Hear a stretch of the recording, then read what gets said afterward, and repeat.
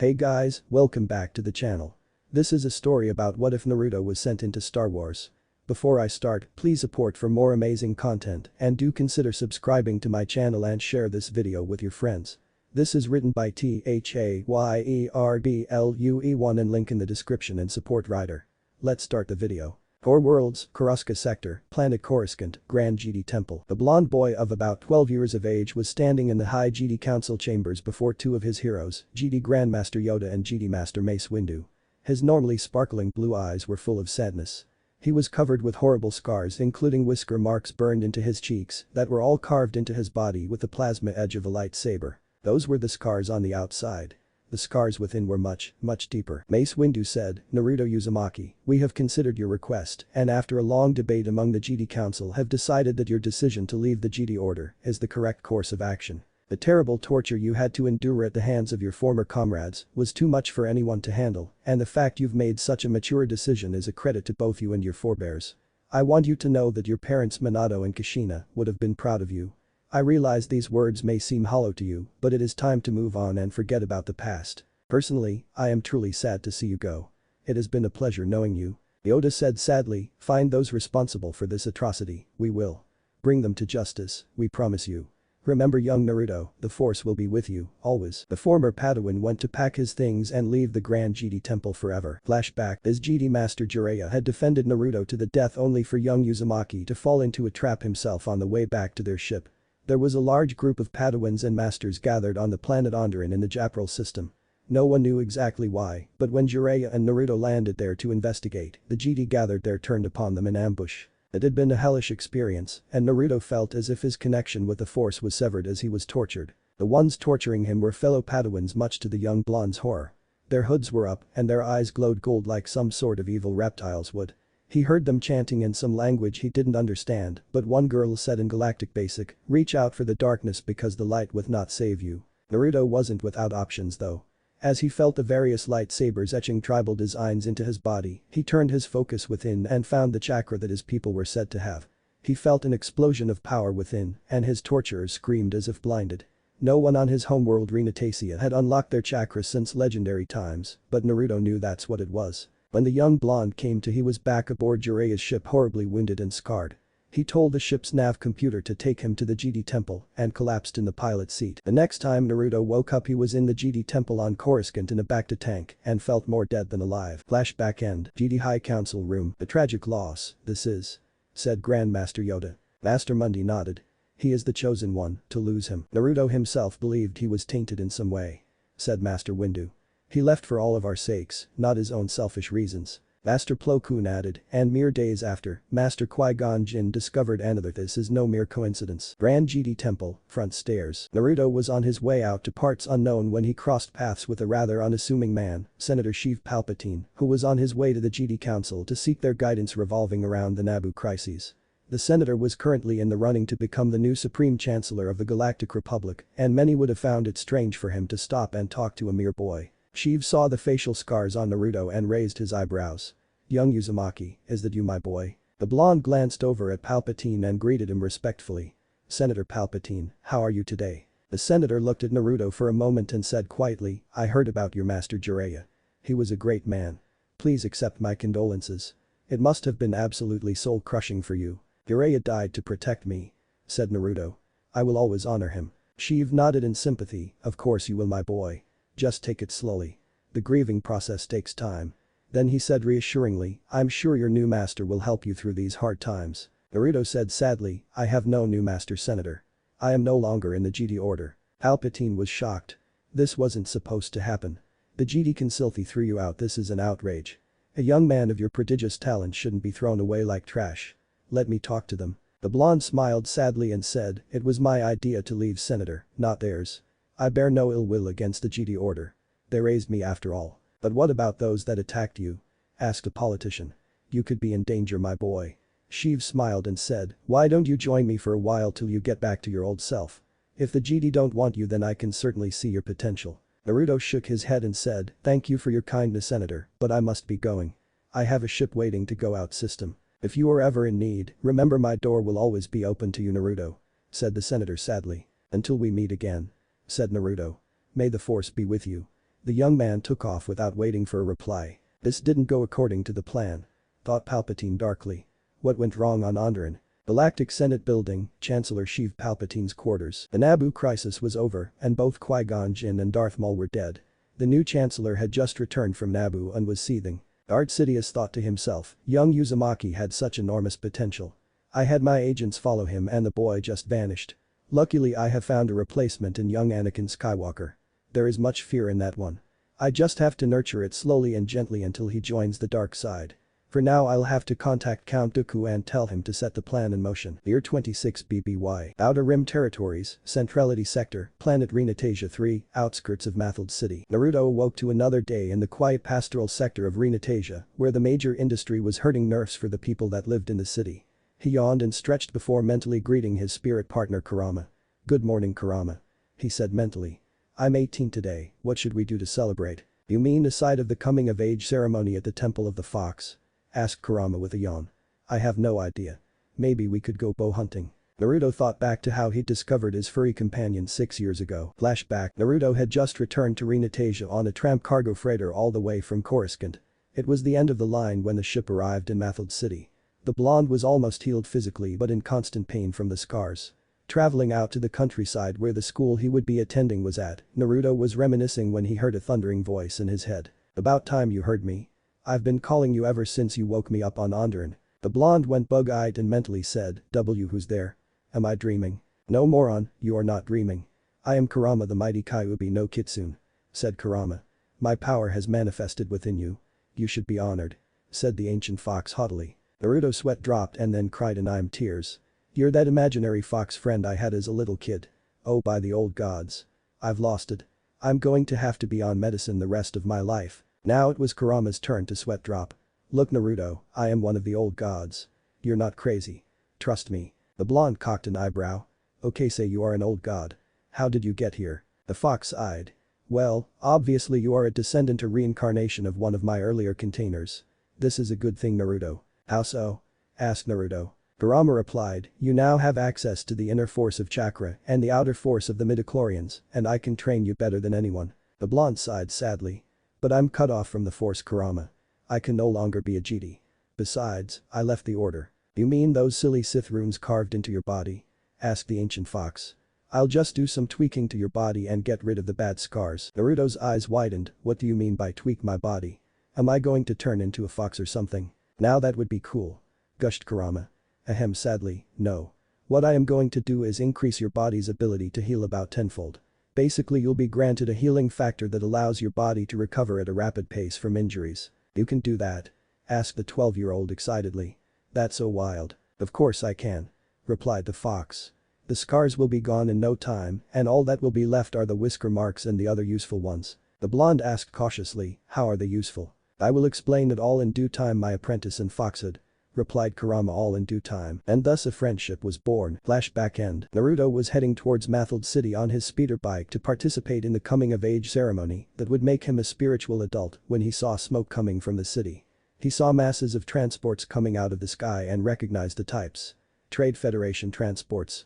This is an invasion, thought the blonde as he recalled the Naboo crises a few years ago. Naruto was a volunteer pilot in the Reinstatement Defense Force and raced towards the landing field he was to report to should there be a national emergency. Dispersal Landing Field M22. Naruto arrived at the landing field and saw a lineup of slightly worn Delta 7 Athersperteb interceptors. They were only about 6 years old and in good order, but the dirt and paint corrosion were a bit obvious. The 12 ships were painted olive green and black to blend in with the forested terrain and area. They were spread out so if the field was attacked that the fighters wouldn't all be destroyed at once. This was the Outskirts Squadron 4, call sign Blackbird. The blonde rode up on his speeder and reported into the squadron intelligence officer.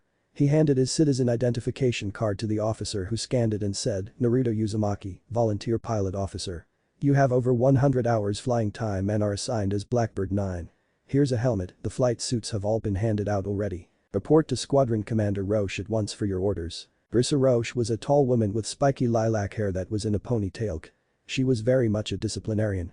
"She's probably the only reason this squadron is flight ready and she's sexy," thought Naruto lecherously as he walked up and saluted. "Volunteer pilot Naruto Uzumaki reporting for duty Commander Roche." She turned to Naruto and said, "Uzumaki, my favorite stunt pilot. Are you ready for this? Naruto grinned, I'm ready to fly, Commander. He said with a wink. Rasia smiled back and said, make sure you come back alive. That's an order. Where is your flight suit? The intelligence officer said they were all assigned already. Replied the blonde nonplussed. She sweat dropped. Well, you've got a helmet at least. We'll get you a flight suit when one becomes available. Get to your fighter.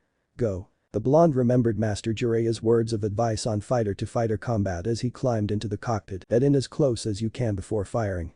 You're usually further away than you think. You get shot down by the one you don't see. Scan the stars constantly, you need to see them before they see you. Never get separated from your flight if you can help it. Naruto sighed before firing up the engines, activating the shields and charging his twin laser cannons. Thanks Jiraiya. He whispered. This is Blackbird 9. I'm ready for takeoff. He said into his comm. Link. Blackbird leader to Blackbird squadron, lift off. Said Commander Roche. As the ether sprites roared off of the ground, Naruto wondered how many of them would make it back alive. The squadron took off in a staggered formation to intercept the transports before they could land their battle droids at the capital of Mathilde. This is Blackbird leader. Flight C, intercept the fighters flying top cover. And B flights will attack the transports. This is Blackbird 9, acknowledged. Replied Naruto. C flight, form up on me. This is Blackbird 10, roger. Blackbird 11, I copy. Blackbird 12, understood. Naruto and C flight quickly ascended and accelerated to face the onslaught of Trade Federation Vulture-class droid starfighters. Actually, they accelerated too fast. Where are they? Asked Blackbird 11. Below us. Replied Naruto. Break right and stay in formation. Remember, one pass and haul ass. Tally-ho! Yelled Blackbird 11 as he accelerated back towards Reinstatement. The 4 Delta 7s dove from above and behind the vultures and Naruto managed to shoot one down. His blue eyes sparked with chakra as he rapidly climbed back with his ether sprite clawing for altitude. Blackbird 10 was still with him, but 11 and 12 were nowhere to be seen. The blonde made another pass through the droid formation and shot down another vulture, as did his wingman. By that point the droid fighters had scattered their formation and the whole sky seemed to be full of laser bolts, explosions and fighters from the blonde's point of view. As Naruto climbed for another pass he noted the vultures were retreating and the sky was suddenly clear. Glancing over at Blackbird 10, Naruto called, this is Blackbird 9. C flight, check in. Blackbird 10 standing by. Blackbird 12 here, standing by. Naruto ordered his flight to form up and circled above Mathilde while the rest of Blackbird's squadron shot up the transports below. This is Blackbird 9, come in Blackbird 11. Called Naruto. Then he called control. Blackbird 9 to M22, we've lost contact with Blackbird 11. Copy that Blackbird 9.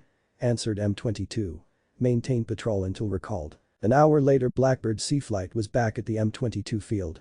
Blackbird 11 was already there having been shot to ribbons due to overshooting the target. The pilot, Baum, was badly shaken up but alive. His fighter was a write-off though. C flight had 6 kills between them, 3 for Naruto, and managed to come back alive. The rest of Blackbird's squadron had a field day. The slow, ponderous transports the Trade Federation employed were easy meat for the ether sprites. And so it went for nearly 6 weeks. Blackbird's squadron was in the thick of combat flying 2 to 3 sorties a day until there wasn't a Blackbird squadron left. Replacement pilots and fighters never covered their losses and the field was soon being bombarded by droid tanks and droid troopers on the ground. Naruto ended up trapped in a partially collapsed bunker for the night with Commander Roche. As the explosions rained down she said, we're going to die here Naruto. Then she kissed him like a fallen angel. Naruto was mesmerized as Rasia Roche opened her flight suit and exposed her luscious breasts to him. Then there was another explosion. And another, and another. Naruto and Rasia made love frantically in the dirt of the collapsed bunker all night, like a pair of terrified children, knowing they'd never see the morning sun. Naruto woke up in the morning to the peaceful sounds of Roche's soft breathing. He'd lost his virginity to a beautiful woman that he fantasized about. The blonde felt incredibly happy inside. She soon woke up and kissed him in the silence before they both got dressed and looked out of the slots of the bunker windows. Naruto wanted to say something to her, anything to convey how he felt, but Rasia shushed him and the pair sneaked back to Mathilde City for them. Their little part of the war was over. 2 weeks later the invasion attempt was over and the Trade Federation fully withdrew having decided that the bloody battle wasn't worth it with the appalling losses they'd suffered. Everyone was celebrating the victory and the lilac-haired beauty took Naruto to a hotel to give him another night of fantasy. It was a joyous occasion and Naruto was completely enraptured by his wonderful lover. The next morning Naruto got up only to find Rasia was dressed already. She looked ill. Naruto asked, Rasia, are you alright? She gave him a watery smile and said, last night was wonderful Naruto but we can't carry on like this, I'm married. The blonde felt a feeling of revulsion and self-loathing deep within, and he choked out, "Am married?" Rasia nodded. "I should have told you, but I knew you weren't that kind of guy. I'm sorry Naruto, but I can't leave my husband for you. I was going to say goodbye in a note, but you're so beautiful, please forgive me. Please keep this affair between us." Naruto shed a tear and said in a hollow voice, "My lips are sealed." Then she walked out of the room and out of his life. A week later Naruto was attending a military ceremony representing Blackbird's squadron and didn't see Commander Grissa Roche anywhere. A member high command pinned an award for his participation in the war that really didn't mean anything to Naruto. It turned out Rinatasia's war was ended by the intervention of the Republic and more importantly the Jedi Order. When the Jedi arrived, the resolve of the Trade Federation collapsed like a house of cards. The blonde felt depressed and empty, but felt a presence in the force that he hadn't felt in a very long time. "Naruto Uzumaki," called a voice. He looked at the source and saw Mace Windu. "Master Windu?" asked the blonde. Naruto smiled and bowed. "It's an honor to see you again, sir." Mace grinned slightly. "Look at you Naruto. You shine again in the force. I could sense you from orbit. What are you doing out here in the Centrality Sector?" "This is my homeworld, Master Windu," answered the 18-year-old. The veteran Jedi Master asked, "Then you've joined the military?" Naruto shook his head and said, "I was strictly a volunteer." Master Windu looked deeply into Naruto's blue eyes and said, "You've recovered from your ordeal then?" It was a statement rather than a question. The blonde nodded and said, "Yes master, I have." "Do you have anything here Naruto?" asked the Jedi Master. Naruto saw a flash of Grissa in his mind's eye, but let it go. A sight of going back to nerf herding? Not really. Master Windu looked shocked for a second and said, "You aren't serious about being a nerf herder, are you?" The blonde nodded. "I needed some peaceful times to recover from my wounds." "What would you think about coming back to Coruscant?" asked the Jedi Master. "I believe the Jedi Order would welcome your return." Giving a genuine smile, Naruto asked, "When do we leave?" Outskirts of Mathild City. Naruto was packing his things in a backpack and wondering what would happen in the future. Something deep inside him foresaw dark times ahead. They all seemed to whirl around an individual in the eye of a hurricane of war across the galaxy. The blonde had yet to see who it was, but that individual was there and not a figment of his imagination. The Trade Federation was acting aggressively, and yet the Republic rarely batted an eyelash. The politicians seemed worse than ever, and if the news was correct, there were a lot of systems that were protesting the Republic's actions, or lack thereof. It was a tinderbox full of anger that just needed a spark to ignite it. "This galaxy is just burning with rage Kurama, I can feel it building up pressure slowly but steadily. The question is who is pulling the strings?" thought the blonde. Kurama's tails flicked back and forth in aggravation. "The question on my mind is what we're going to do about it and where we fit in. I have a feeling that the Force itself is playing a role in your destiny." "One person can't change the fate of the galaxy Kurama," replied Naruto. "You'll never know until you try," Naruto stated the ancient fox. "You just might find that flipping the right switch at the right time could tip the balance one way or the other." Core world space. The trip from Rinatasia to Coruscant was a quiet one, and Naruto divided most of his time between meditating and talking with Master Windu about his thoughts and visions of the future. Unlike Anakin Skywalker, the title of Chosen One had never been spoken to Naruto, and outside the Jedi High Council, no one knew. Grandmaster Yoda had warned against training Skywalker, and as the boy grew more and more powerful, the less Master Windu trusted the boy. Naruto on the other hand he trusted implicitly. There was a gut feeling that Mace had telling him they needed the whiskered blonde back in the fold. "Found Naruto Uzumaki, you have?" asked Yoda over the holographic display. Mace Windu nodded. "I believe it was the Force at work. This is no mere coincidence that I crossed paths with him again." Yoda nodded. "See, I do.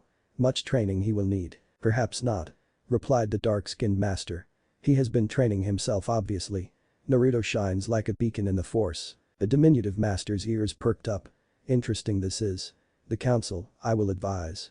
May the Force be with you." "And you Master Yoda," replied Mace. Core Worlds, Coruscant Sector, Planet Coruscant, Galactic Senate Building. Supreme Chancellor Palpatine was sitting in his quarters when he suddenly felt a presence that was most unwelcome in his grand plan for the galaxy. "Naruto Uzumaki, you escaped my web but were cut off from the Force as a result. Now you are back blazing like a star in the light side." He grimaced in anger. "It's such a shame I'll have to snuff you out." Darth Sidious had been carefully grooming Anakin Skywalker for many years now, gently stroking the boy's ego and arrogance as a trusted friend, but Anakin was only 15 now. It would take a few more years for him to grow into his power. Naruto though he was beyond the reach of the Sith Lord now. "Perhaps I could stir a little jealousy in young Anakin and have him destroy Naruto for me. It will take a few years, but I believe it can be done. The future will follow my plan. Still, the Force is clouded around Uzumaki. I'll have to manipulate things to keep him in check." There was still a mystery afoot to the Sith Lord though. I have to wonder about the Sith runes I had carved into Naruto's very flesh so long ago. I had foreseen him becoming the next Ikzar-kun. He should have been drawn into the dark side by those runes alone. What went wrong? I will have to look into this personally. Perhaps with time and some careful planning I can turn him using those runes. Yesies. Uzumaki will join me or he will die. Last time, Core World Space, the trip from Reinstatement to Coruscant was a quiet one, and Naruto divided most of his time between meditating and talking with Master Windu about his thoughts and visions of the future. Unlike Anakin Skywalker, the title of Chosen One had never been spoken to Naruto, and outside the Jedi High Council, no one knew. Grandmaster Yoda had warned against training Skywalker, and as the boy grew more and more powerful, the less Master Windu trusted the boy. Naruto on the other hand he trusted implicitly. There was a gut feeling that Mace had telling him they needed the whiskered blonde back in the fold. "Found Naruto Uzumaki, you have?" asked Yoda over the holographic display. Mace Windu nodded. "I believe it was the Force at work. This is no mere coincidence that I crossed paths with him again." Yoda nodded. "See, I do. Much training he will need." "Perhaps not," replied the dark-skinned master. "He has been training himself obviously. Naruto shines like a beacon in the Force." The diminutive master's ears perked up. "Interesting this is. The council, I will advise. May the Force be with you. And you Master Yoda," replied Mace. Four Worlds, Koroska Sector, Planet Coruscant, Galactic Senate Building. Supreme Chancellor Palpatine was sitting in his quarters when he suddenly felt a presence that was most unwelcome in his grand plan for the galaxy. "Naruto Uzumaki, you escaped my web but were cut off from the Force as a result. Now you are back blazing like a star in the light side." He grimaced in anger. "It's such a shame I'll have to snuff you out." Darth Sidious had been carefully grooming Anakin Skywalker for many years now, gently stroking the boy's ego and arrogance as a trusted friend, but Anakin was only 15 now. It would take a few more years for him to grow into his power. Naruto though he was beyond the reach of the Sith Lord now.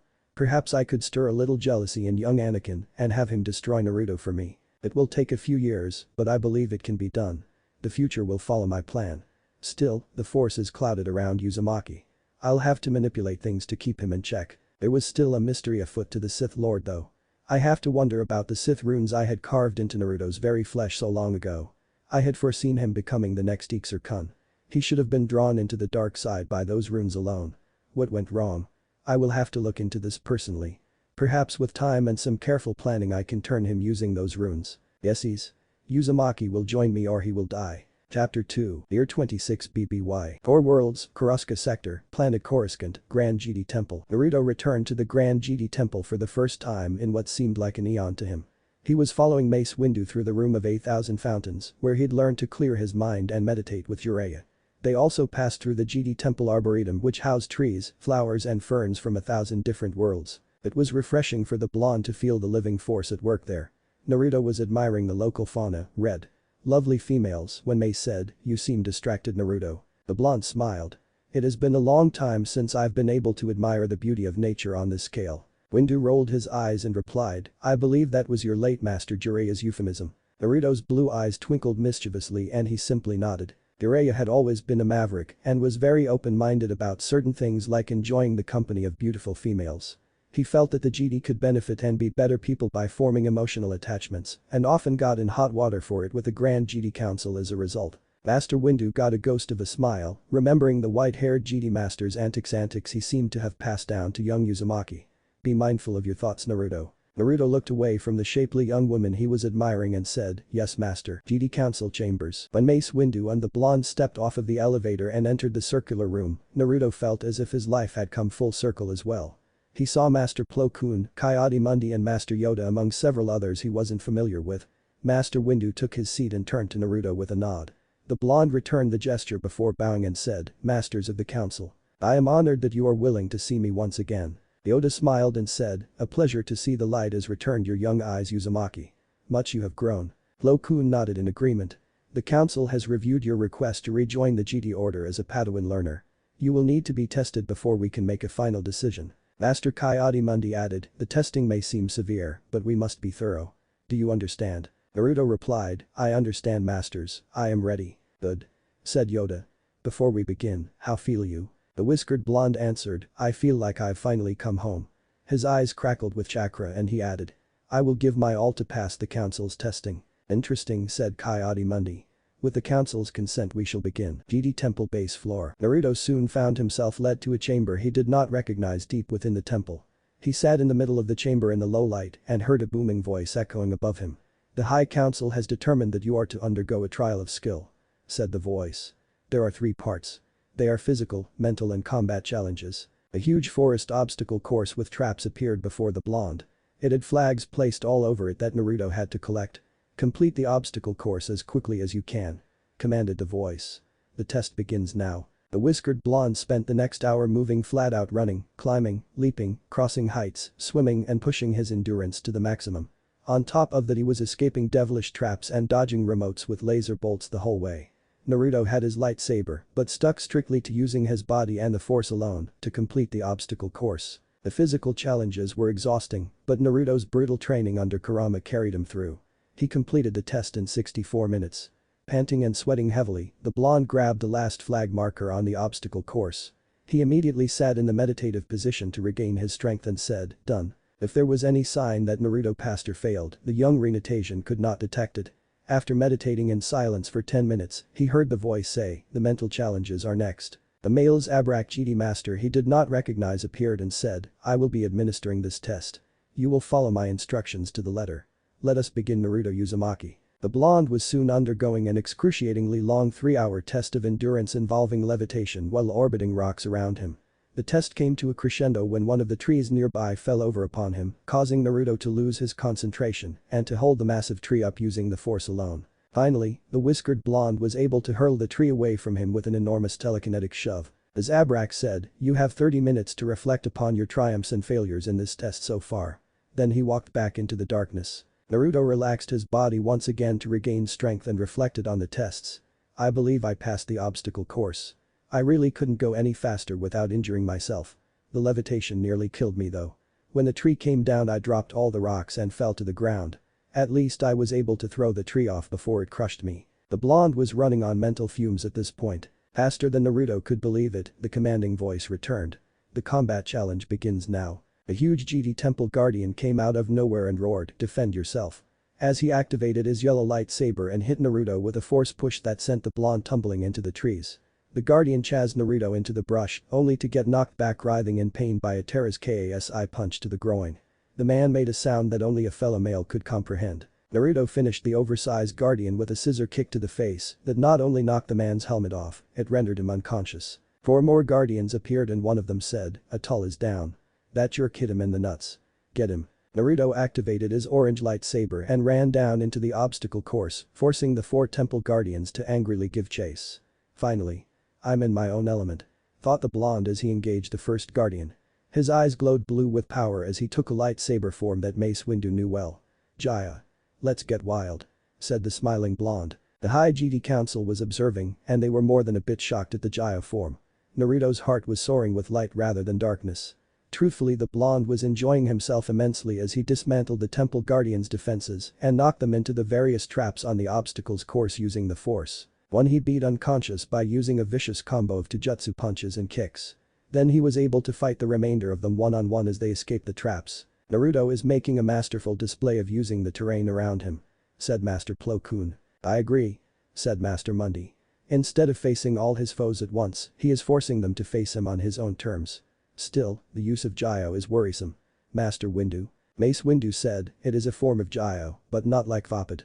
It seems to incorporate the Terra's Kasi martial art as well as others.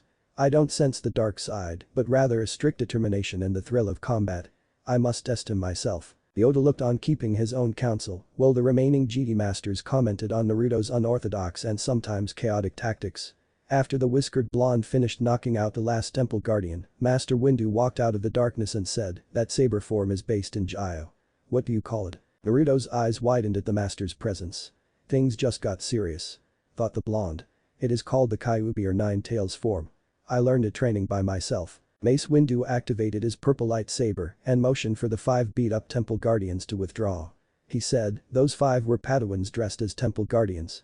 You'll find my test a bit more severe." The blonde gulped and raised his orange lightsaber into the offensive stance. "I am ready, master." Mace Windu nodded and exploded into action. His blade moved so fast that Naruto thought it looked like a sphere of purple flame. The blonde was completely on the defensive the entire time, but was clever and cunning enough to use the surrounding trees, rocks and anything else to stave off Master Windu for a short while before he was utterly defeated. Naruto was kneeling and in a blade lock when he said, "I yield, master. I am too exhausted to continue." Windu smiled as they both deactivated their lightsabers and said, "You show wisdom knowing when it is time to quit, Naruto. Nicely done." Offering a hand to help the worn-out blonde up, Mei said, "I look forward to discussing the Kyuubi style with you in detail. It is most interesting. In the meantime, shower off and rest. You will be summoned by the council in the morning." Naruto nodded tiredly and replied, "Yes, master, thank you." Jedi Council Chambers. A debate had broken out among the masters as to how exactly Naruto should be placed. "He is skilled enough to become a Jedi Knight from what we've seen," said one master. "He should be given the full Knight Trialsa." Young Uzumaki exceeded the requirements, but the full Knight Trials? Asked Kai Adimundi. The Sarian Jedi Master shook his head. Even if he were to pass the Knight Trials, he is not qualified to be a Jedi Knight yet. It would be a mistake to push him too far too fast. Besides, there is the matter of the Gyyo he knows. Clearly he has had another master. Yoda smiled and stated, "A mystery afoot there is, but I sense no darkness in Uzumaki. An experienced Jedi Master he requires to gently unlock his secrets." Plo Koon agreed. He displayed great potential in the trial of skill, but even when he was reflecting, Naruto believed he could do better. "This display proves to me he has a good mindset to continue learning as a Padawan. Perhaps we should ask Uzumaki himself what he thinks," replied another. "He may wish to face the other trials. To give a potential Jedi Knight a choice in their own placement would give them the idea that they are far more important than they are," said another master. "It would breed arrogance." Yoda nodded, agreed, "We are. Talk to Master Windu, he should." Yoda turned to Mace and said, "Great admiration and respect he has for you, Master Windu." Mace Windu nodded and said, "With the agreement of the council, I will talk to him in the morning then." Naruto's quarters. The whisker-marked blonde was meditating in a set of guest quarters the next morning when Mace Windu knocked on his door. "Please enter," said Naruto from the cushion he was on. "Good morning to you, Naruto," said Mace. "How are you feeling?" "I feel thoroughly humbled when it comes to dueling, Master Windu," said the blonde with a twinkle in his eye. "The Vapid form is not to be trifled with." Windu nodded. "Your Kyuubi form has great potential though. How did you come up with it?" Naruto sighed and heard Kurama say, "You'd better come clean if you want to earn his trust, Naruto." The blonde nodded to his furry partner mentally and said, "Master Windu, if you have time then I will explain a little reinstatement history to you so you will understand the Kyuubi form's origins." Seeing Windu nod and sit down, Naruto began. Nearly 4,000 years ago the reinstatement expedition from Griswold landed on Reinstasia and found that there were 9 spirit beasts that maintained balance and harmony on that world.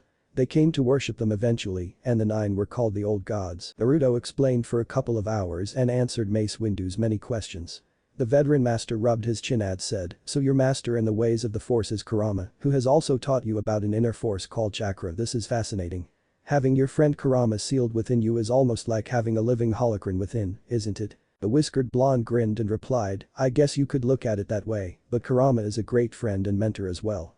We discuss all kinds of topics, not just the force and chakra." Master Windu said, "I believe this should be discussed with Master Yoda and the Jedi Council before we proceed, Naruto. I personally consider you having Master Kurama sealed within you could be a huge advantage." Jedi Council Chambers. Soon Master Mace Windu was discussing Naruto's unique situation with the High Jedi Council. "So young Uzumaki and Master Kurama see themselves as a symbiosis, 2 halves of a greater whole, rather than having a true master and apprentice relationship. It is truly amazing as sensing one is sensing the other," he explained. "I see no reason this would be a problem if we reinstate Naruto as a Padawan. Many wonders the galaxy has," Yoda said sagely. "A surprise this is but not an unwelcome one." Jedi Master Plo Koon said, "I'd recommend Jedi Knight Bolter Swan to be his master. It is past time she took an apprentice. She is from Kuwait and was a Padawan of the late Jedi Master Mikajid. Swan excels at the martial arts and she learned a strong lightsaber defense under my tutelage. She has never killed an opponent and routinely goes on peace missions. Bolter is graceful, skilled and acrobatic and I believe would complement young Uzumaki's skill set perfectly." Mace Windu wanted to face palm. "She's also a young and very attractive human female and that's the last thing Naruto needs.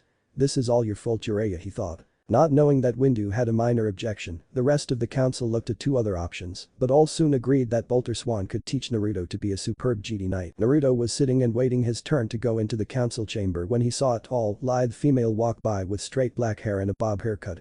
He smiled as he admired her shapely body, but she didn't appear to notice him. This was Bolter Swan. The young woman entered the round council chambers and bowed. I bid you greeting masters, how may I be of service? Yoda stood up and said, thank you for coming. Bolter Swan, confer upon you the title of Jedi Master, the council does. Swan's brown eyes bulged. What?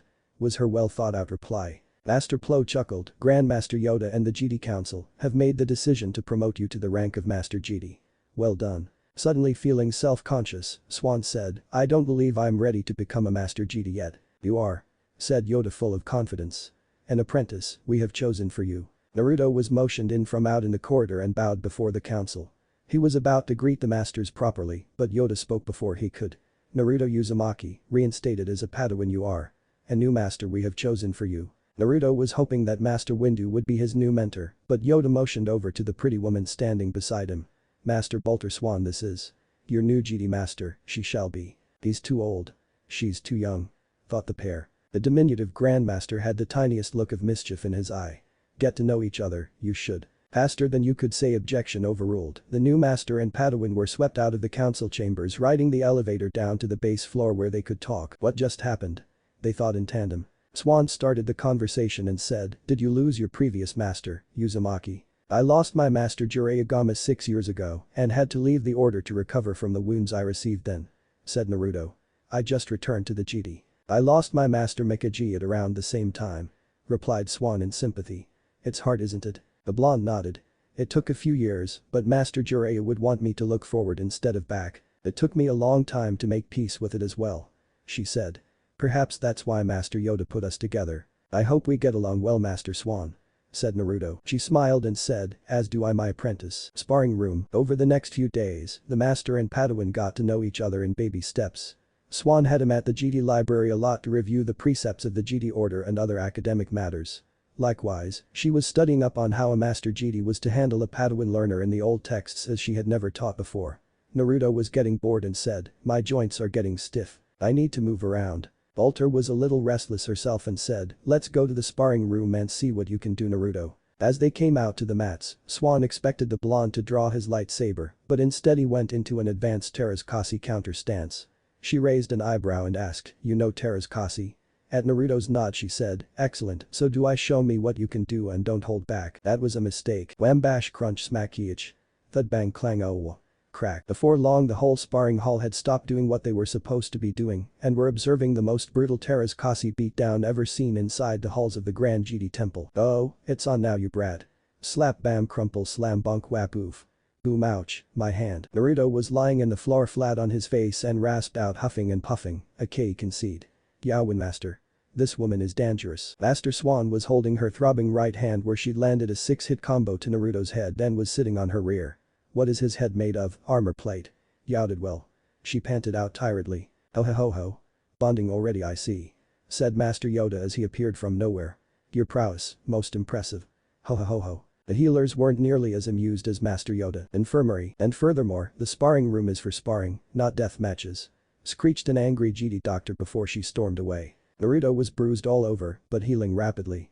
It seems you have the edge in speed, agility and skill Master Swan. Swan had her hand wrapped in a bandage around her head. She replied, you hit harder, are stronger and have more durability Naruto.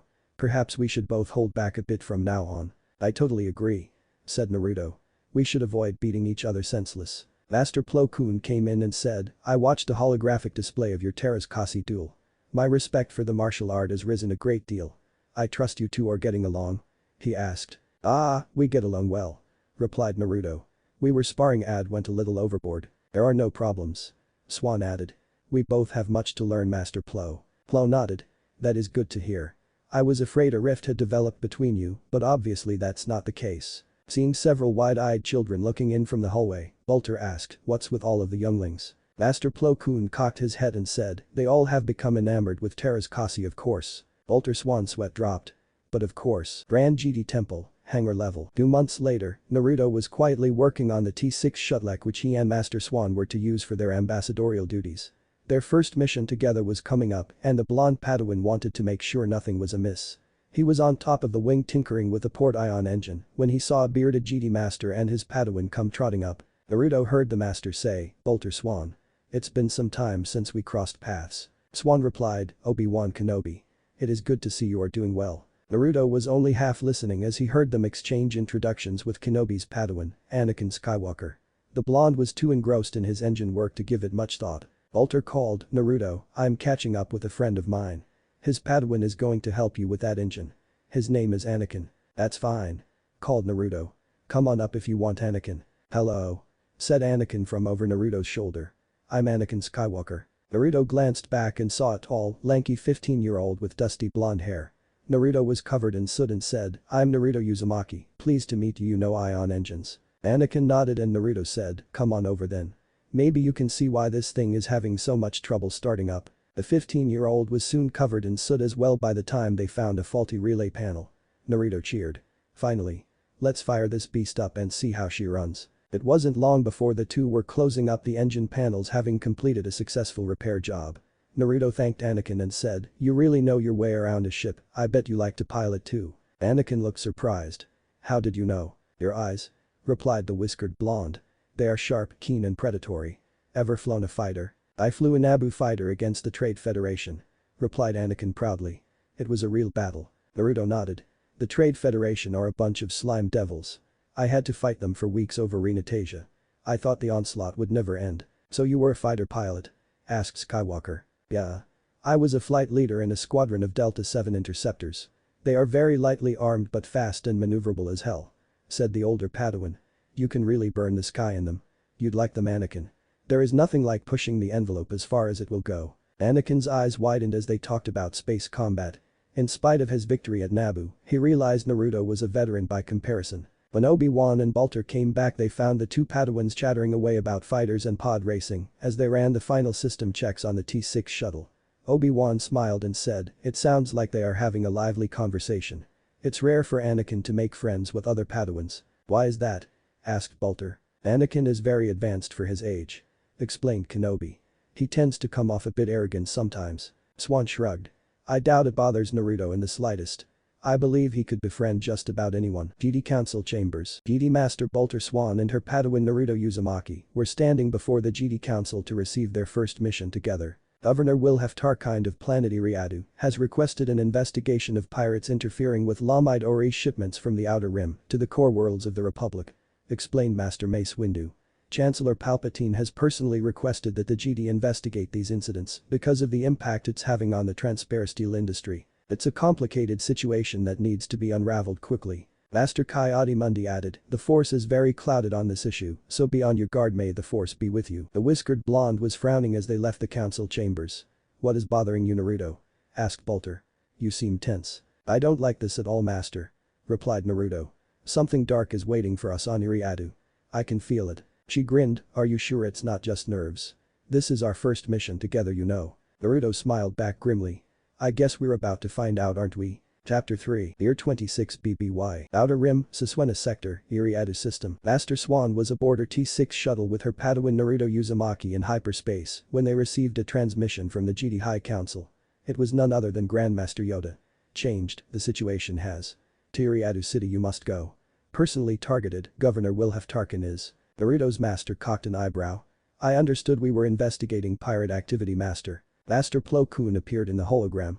"It seems these particular pirates are specifically after Wilhef Tarkin because of his hardline stance against piracy. He was responsible for ending the Greater Suswena Raids 20 years ago as part of the anti-pirate task force in the region, and they want revenge." DD Master Quinlan Vosa discovered this but will not be able to help with Governor Tarkin personally. Master Vos indicated that 3 or more assassins have been sent to kill the governor. "Your new mandate is to protect Governor Wilhef Tarkin at his estate in Eradu City. Do your best to neutralize these assassins." "I understand, Master, but do we have any information on these assassins?" asked Bolter. "We believe they are the source of the dark side of the Force that has been clouding this issue," replied Plo Koon. "Governor Tarkin's bodyguards cannot handle it alone." "We will do our best," stated Bolter. "May the Force be with you," said Yoda as the transmission ended. Naruto sighed. "First we are out to stop piracy. Now we are guarding a politician from the sins of his past." Master Swan shook her head. "Well, I admit Wilhef Tarkin's methods were vile. It did shut down major piracy in the area for nearly 20 years. I don't know if the end justifies the means, Master," replied Naruto. "Governor Tarkin seems to have a penchant for maintaining order through fear alone. It sounds like he would grow up to be a fine dictator someday to me." Bolter smiled at her Padawan's sarcasm but said seriously, it's not our place to judge the man Naruto. The dark side is involved and we are here to safeguard others. The council would not have sent us here if there wasn't a real threat. Even if we are merely a deterrent that drives them off, we have done our duty. I understand, Master Swan, but I still don't like it. He said. Trust in the GD Council's judgment. She replied. For what it's worth, I don't like it either. It's elusive, but I feel like someone else is pulling the strings. The blonde nodded. At least we are on the same page, Master. Planet Eradu, planetary capital Eradu City, Tarkin family compound. Eradu's governor Wilhef Tarkin was rather annoyed that the GD Knights were on their way. He had only dealt with the GD Order once before in his life, and while they did their job, he didn't understand why Chancellor Palpatine wanted them there on Eradu to begin with. I assure you that the Eradu security forces are quite competent, Supreme Chancellor Palpatine. He had said. Why would I want to bring the GD Order into the picture? Palpatine smiled and replied, I would rather you be safe than sorry, Governor. I consider you one of my few friends in political circles, so please humor me in this matter. The GD have done great service to the Republic, and it was their intervention that saved my homeworld of Naboo from the clutches of tyranny at the hands of the Trade Federation. The people after you will probably leave once they realize the GD Order is involved. So that's how it is. Thought Tarkin as he saw the two GD Knights arrive at the Tarkin family compound from his window. They lowered their monk-like robes and appeared quite young to Tarkin. I do hope they are competent. He thought dourly. A secretary showed the two GD into Governor Tarkin's office and he said, I am Governor Wilhef Tarkin of Eradu. I trust you two GD will do your best to stay out of sight and out of mind. Several socialites will be here this weekend to celebrate my re-election and I don't want my guests disturbed. Bolter resisted the urge to sigh. I am GD Master Bolter Swan and this and my apprentice Naruto Uzumaki. We will do our best to remain inconspicuous as we guard your person. I'll have you know that you two are not needed here. Said Wilhef. I have my own security guards. The two GD bowed in respect and Master Swan said gravely, that remains to be seen, Governor Tarkin. As the two GD walked the grounds with the head of security, they noticed two Eradu Wilkits acting like family pets. Each was dark blue and over 2 meters in length. Aren't those animals feral? Asked Master Swan. I can't believe they are tame enough to be loose around the pedestrians here. The security guard chuckled. They have behavioral modification biochips implanted in them. They are as docile as a house pet. It seems wrong for such magnificent creatures to have their will suppressed just for the amusement of others. Replied Naruto. Would you rather be eaten by one GD? Asked a guard sarcastically. Master Swan shook her head at her apprentice, realizing further argument would be pointless. The blonde just sighed. The next day Naruto was on guard duty inside the Tarkin family compound and found it to be as boring as watching paint dry. The architecture of the building was primarily grey stone and seemed to be a pale copy of the Coruscant styles. It's sad when someone my age is bored enough to be critiquing architecture, he thought, to no one in particular. That was when Naruto sensed something at the opposite end of the Tarkin compound. It was 3 somethings to be precise. Master, he called telepathically. I'm already after them. Replied Bolter. Remain where you are. Naruto sensed something above him just in time to activate his blade as a red lightsaber came crashing down upon his orange one. Reacting in a blur, the blonde sent his assailant flying with a force-enhanced shove. The person tumbled to a stop at the end of the stone platform and unleashed a torrent of force lightning which Naruto deflected with his saber. That's when the young reinstatement realized his attacker was a she. A gorgeous left-hand Twi'lek girl revealed herself by shedding her black outer robes and charged the blonde hard with her blade flashing crimson. The whiskered blonde met the Twi'lek head-on and knocked her back, forcing the girl to fall into a defensive stance. Then Naruto took his offensive Kyuubi saber form and pummeled her defenses before force pushing her down a flight of stone steps. He was about to leap down after her, but sensed it was a trap. She smiled up at him brilliantly as she stood back up and her eyes blazed yellow. She said in a seductive voice, "Come Naruto, your destiny lies with me. I was sent to retrieve you, not to kill you." He felt himself drawn to her amazing dancer's body and she added, "Wouldn't it be wonderful to be free of the GD code and run wild? I want to grant you freedom, not tame you, Naruto." Naruto growled, "Just who are you, woman? How do you know me?" As he pointed his orange blade down at her. Her eyes blazed and she grinned impishly at him again. "I'm Shire Atlee. We met years ago on Japril. Don't you remember me? We talked about you joining the dark side, but then you got loose and ran away somehow." That's when he remembered her face, her mischievous smirk and telling him the dark side was his salvation. Naruto's face contorted in anger and he hissed, "You." Her smile turned manic. "So you do remember I tried to save you back then, you know. As I said, your destiny lies with me." They both heard others approaching and Shire said, "We will continue this conversation at another time." Then she gracefully vaulted the stone rail behind her and disappeared. Naruto took a calming breath and deactivated his orange lightsaber before turning back to Master Swan, who skidded to a halt in front of him. "What happened?" asked Bolter. "You could have pursued her. Her mission was to capture me," said Naruto. "I'm not going to follow her into a trap. Besides, I know who she is." Master Swan raised an eyebrow and asked, "Who?" "She said her name was Shire Atlee," replied the blonde Padawan. "She gave you her name?" asked the GD Master. "That seems odd, did you know her before?" Naruto's eyes turned hard as steel. "I would never forget the face and smile of the one that carved these whisker mark scars onto my face with a lightsaber." Later, Master Swan and Naruto were both speaking to the GD Council member Kai Adimundi regarding their encounter earlier that evening. "Shire Atlee was born on the Twi'lek homeworld of Rylith and attended the Almaz GD Academy," said the Sarian GD Master. "She and her master Rina Fen disappeared on a training mission to Ilium when Shire was 9. Our records show she was very smart and gifted in the Force. She and her master are missing and presumed dead." An image of Shire Atlee appeared showing her as a very cute Twi'lek youngling with red skin standing with her blue pigmented Rudian Twi'lek master. "You say you crossed paths with her there on Eradu?" he asked. "Yes, master," replied Naruto. "As I said, she has fallen to the dark side and was on Japril when I was tortured 6 years ago." Mundi tilted his head to the side and asked, "Was there any sign of her master Rina Fen?" "We sensed the presence of 3 others, but they fled before I encountered them," explained Swan. Naruto clashed with Atlee but did not pursue her, suspecting a trap. She claimed that it was her duty to capture him alive and turn him to the dark side. The Sarian master nodded. "This is unexpected. The council will look into this occurrence. May the Force be with you." Naruto frowned. "So we are to stay and guard Governor Tarkin. It seems that the threat against him has diminished greatly without Atlee." Master Swan patted her apprentice's shoulder. "That's correct, Naruto. Atlee was the major threat, but she has departed. There are still the 3 others, though I feel they are just a distraction. They need to be dealt with before we can leave." The blonde nodded and said, "Something occurred to me, master.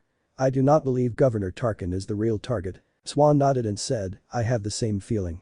We need to figure out who the real target is, and quickly." Eradu City Spaceport, IT-1250 Transport Gemini. Shire Atlee came aboard her master Rina Fen's ship, the IT-1250 Transport Gemini, and sensed Rina was aboard. The younger female said in a sing-song voice, "Master, I'm home." Rina Fen looked up at her protege and said, "So you are Shire. Where are the other 3? "They are still hunting the target, master," replied the Lethan Twi'lek. "I found a much greater prize to capture, but now is not the time." Shire sounded positively gleeful. Fen growled and said, "You abandoned your duty to kill a target and came trotting back here smiling, Shire. I may tolerate your antics, but Master Tyrannus will not." "We both know this is a feint to get Will of Tarkin to join us, master," said the younger Twi'lek. "Lord Tyrannus would not have sent those 3 inexperienced acolytes to do the job otherwise." Rina regarded Shire for a moment and replied, "You grow more insightful, my apprentice. Good. Still, you should not have left your post without reason." "But I did have reason, master," said Atlee. "And what reason is that?" asked Fen. "It had better be something good," she added sternly. Shire smiled brightly. "Oh, it's better than good. I found Naruto Uzumaki after all these years. He has somehow managed to overcome the runes and is extremely powerful in the light side of the Force. Though I didn't fight him with everything I had, he was a match for me and uses Gyo. I believe I can seduce him to the dark side given time and a bit of effort." The master regarded her apprentice and asked, "Are you sure you don't want to just seduce him in general?" Atlee said, "Well, the idea does have me hot. He's grown up to be quite a looker." Rina laughed. "So the truth comes out." "Well, it was said his destiny was intertwined with mine," pouted Shire. "I was sad when I thought he died." Fen replied, "I would be interested in knowing what transpired between his disappearance and now. I will contact Lord Tyrannus and see what he wants us to do." "But master," said the younger Twi'lek. The master grinned. "Your lust for your newest toy can wait. Let's see what happens to the other 3 when they go up against him. If he's powerful enough to be a threat to you, then young Uzumaki will crush them." "So you mean to sacrifice them?" asked Shire with a gleam in her eye. Rina nodded. "Either we'll be rid of some dead weight or your boyfriend isn't worthy of your affections. Either way we win." Atlee rolled her blue eyes. "Your concern for my love life touches me, master. I want only the best for you, Shire. You're like a daughter to me," said Fen with smirk. Tarkin family compound. The next day the 2 GD were in Governor Tarkin's office. "And so they got away," said Tarkin derisively. "I have to say I'm not very impressed with the methods of the GD order. The master was off chasing ghosts and the apprentice let his quarry escape. Naruto was steamed but maintained his composure. And in the meantime your elite security forces were milling around not detecting the 4 assailants at all. Their target would be dead if left to your guards, Governor." Now it was Tarkin's turn to be angry. He narrowed his eyes. This room is very well armored, boy. I am quite safe. But the actual target, your son Garrosh Tarkin, isn't," said Master Swan. Wilhelm's eyes widened as she pulled out a holographic projection of the Tarkin compound. "The three ghosts I was pursuing were here, here and here," Bolter pointed out. "Note they all fled in the furthest directions they could from the point of your son's room. The real threat, the one Naruto intercepted, was headed directly towards your son Garrosh's room.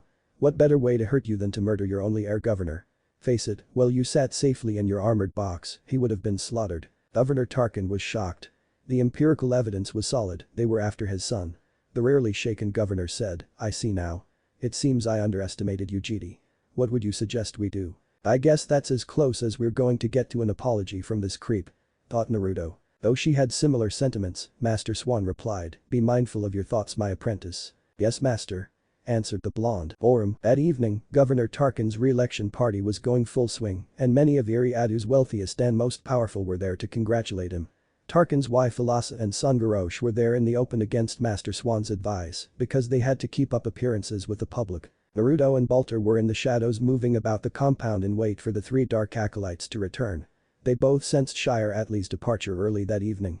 Master Swan signaled Naruto to be prepared and left the ballroom to intercept the assailants head-on. Naruto went to the head of security and said, "They are on the move. Tell your people to be prepared for anything." The head of security quietly informed the governor and set things into motion. The guards were prepared for combat. That was when two security guards entered the ballroom and opened fire on the Tarkin family with blasters, and Naruto exploded into action. East entrance. At the same time, Master Swan caught two of the assassins when they tried to sneak into the east side of the Tarkin compound. The pair was completely taken off guard, and she leveled one of them with Terra's Kasi before either could react. The first one's head bounced off a stone wall by the time the second one activated his red lightsaber. He saw a ghost of a smile flicker across Swan's pretty face, and she said, "I don't suppose you'll consider surrender before you end up knocked out like your friend here." He hissed and charged the Jedi Master before being parried by her green lightsaber. She said, "I thought as much." The acolyte took the offensive and lashed out angrily at Swan, but she flowed around his attacks like water and kept deflecting his strikes away from her easily. Then she started brutally pummeling him with her martial arts. The acolyte was no match for the Master Jedi and soon joined his friend in blissful unconsciousness. Meanwhile, the whiskered blonde moved in a blur as he interposed himself between the guests and the two attackers. He ignited his orange lightsaber and deflected the blaster bolts back at the guard to his right, and the guard was killed by his own blaster fire in an instant. Governor Tarkin and his guests found themselves dazzled by the seeming shield of orange fire, protecting them from deadly blaster bolts. Then Naruto shot forward and cut the barrel off the blaster of the left guard, who sprang back and ignited a red lightsaber before withdrawing into the front atrium. "Come to me, Jedi," growled the acolyte. Naruto walked out into the atrium slowly, so the real security guards had time to corral the guests to ensure that they wouldn't be injured. "Where's Atli?" asked Naruto to distract the man. "She and Fen ran like cowards," said the Darksider. "I guess that means more glory for me." The whiskered blonde saw the last of the onlookers were at a safe distance and exclaimed, "Let's get wild."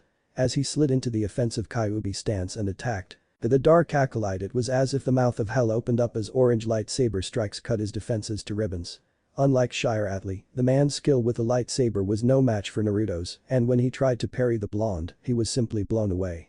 When he tried to take the offensive, the acolyte found he was losing ground too quickly to compensate. Then the acolyte tried to counter the Padawan's offensive with an overhead slash and was left wide open to a decapitating strike that instantly took his life. Naruto quietly deactivated his orange lightsaber, sensing the man had already joined the force. That was when someone in the crowd started clapping, and soon all of the guests were applauding, including Tarkin.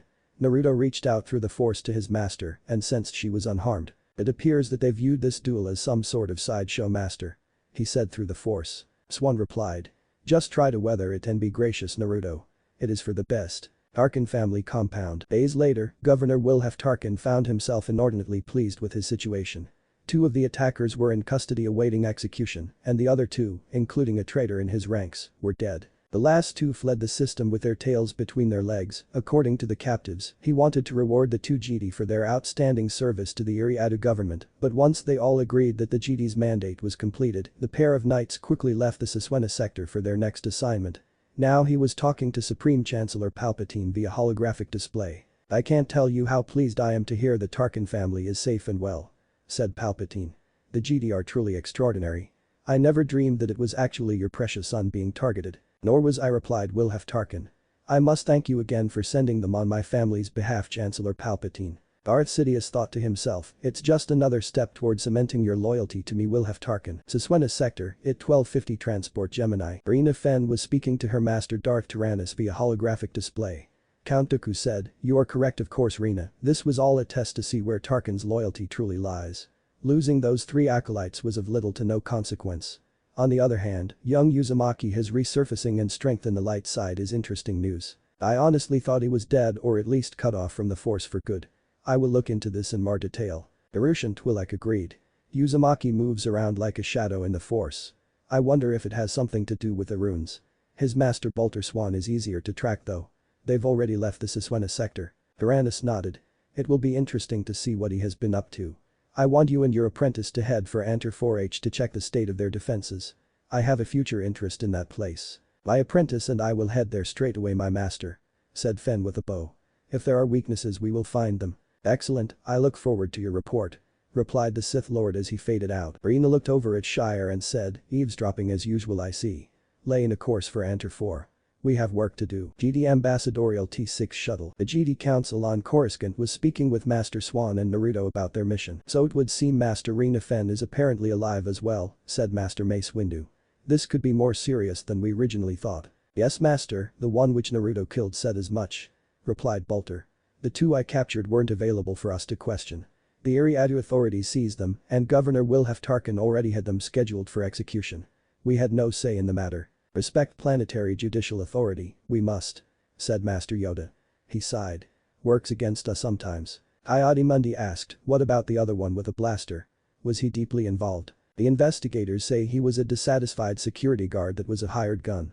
Answered Naruto. Unfortunately, they would not divulge more other than that. It has been assumed the 3 acolyte second attempt was enabled by his help as the place was locked down very tightly. You believe there is more to it, Padawan Uzumaki? Stated Mace Windu. Naruto nodded and said, I feel there is much unanswered, Master. Had Fen and Atli truly wanted to eliminate Garrosh Tarkin, they wouldn't have left without making an effort. The 3 acolytes that came after us were sacrificed for some reason, and due to the fact they are being executed, we may never know what that reason is. That is assuming they even know. Replied Master Windu. Finding the truth probably will require capturing Rina Fen. Grandmaster Yoda said, done well, both of you have. Returned to Coruscant. Master Swan and Naruto both bowed and Mace Windu said, may the Force be with you. Character biographies. Naruto Uzumaki, GD Padawan. Let's get wild. Race. Human, Renatasian. Gender. Male. Eyes. Blue. Skin. Light. Hair. Blonde. Naruto was born to Renatasian diplomats Minato Namikaze and Kushina Uzumaki in 44 BBY. They were friends of GD Master Mace Windu and were in a speeder accident that took their lives in 43 BBY. Master Windu took the orphan Naruto to the GD temple where he grew up to be very gifted in the Force. The GD High Council, secretly, considered him to be the prophesied chosen one who would bring balance to the Force. At the age of 10 he was taken as the Padawan of GD Master Jiraiya and learned under his new master until age 12 when on a mission to the Japral system that cost Jiraiya his life. Naruto was tortured and scarred with Sith magics on Japral and escaped his captors by awakening his dormant chakra long enough to run away. Being wounded both spiritually and physically, it appeared that Naruto was cut off from the light side of the Force and he voluntarily left the GD Order. He then went to his parents' homeworld of Renatasia to recover from his physical and mental wounds. At that point, the chakra spirit beast Kurama contacted him and purged the Sith magics from the boy's body. Then Naruto learned about the inner force of chakra and the outer force of the midichlorians he already was familiar with. With Kurama's tutelage he later developed the Kyuubi form of the Jaya lightsaber form. When Naruto was 15 he discovered he had a natural knack for flying and became known as an excellent civilian stunt pilot. He received a volunteer's military pilot license at 16 and was put on active duty at the age of 18 when an incident broke out between the Trade Federation and the Rentasian government that lasted 6 weeks. During this short but violent conflict, Naruto proved his worth several times over as an ace fighter pilot. When the GD Order intervened on behalf of the Renatasians and Naruto once again crossed paths with Mace Windu and returned to the GD Order as a Padawan. Shire Atli, Dark Side Acolyte. Reach out for the darkness because the light will not save you. Race. Twi'lek, Lethan. Gender. Female. Eyes.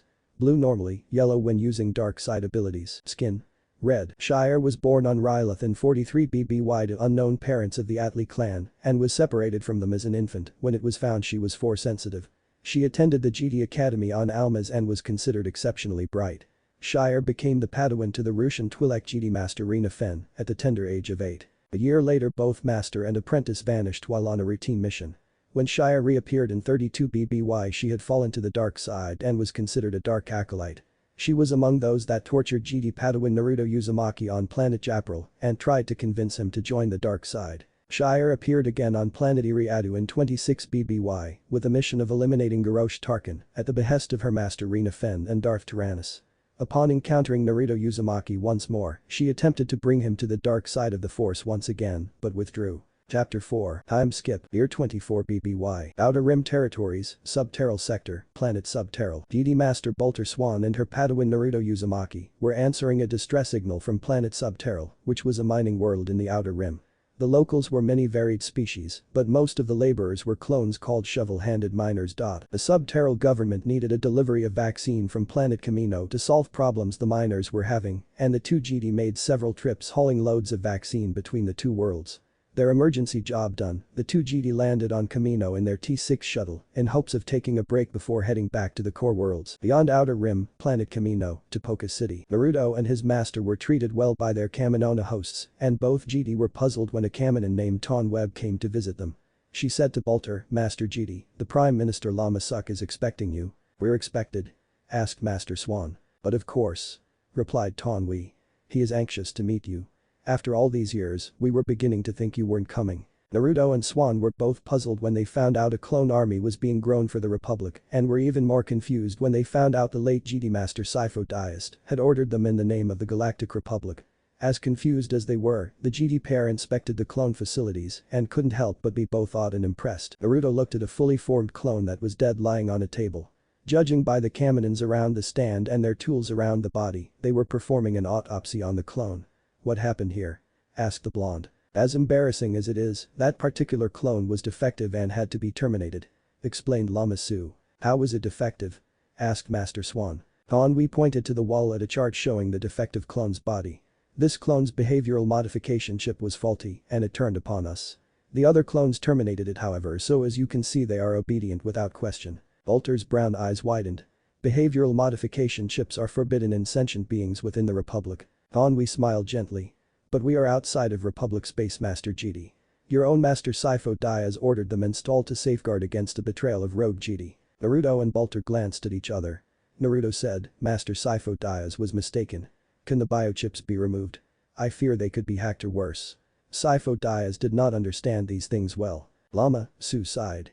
"To remove them would destroy the existing clones and would cause a prohibitive loss of time and money. Can future clones be produced without these chips installed?"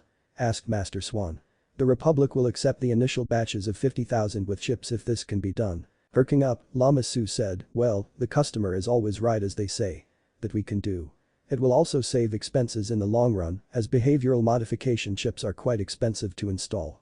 There will need to be some waivers signed of Curson legal fees." Master Swan smiled and replied, "The legal fees are not an issue. With the money saved on the biochips not being installed, I'm sure the losses will be recouped in no time. This will only be seen as a fine-tuning rather than a moral matter to the Republican Senate." "I see we understand each other," said Lama Su amiably. "The biochips come from an outside source, Master Swan. What do you want done with the excess? Can you recycle them into useful materials?" asked Naruto. "Of course we can," replied Tawn Wee. "We still have millions of them though." "Then break the biochips down into something of use," said Naruto. "We will contact their manufacturer to cancel future production.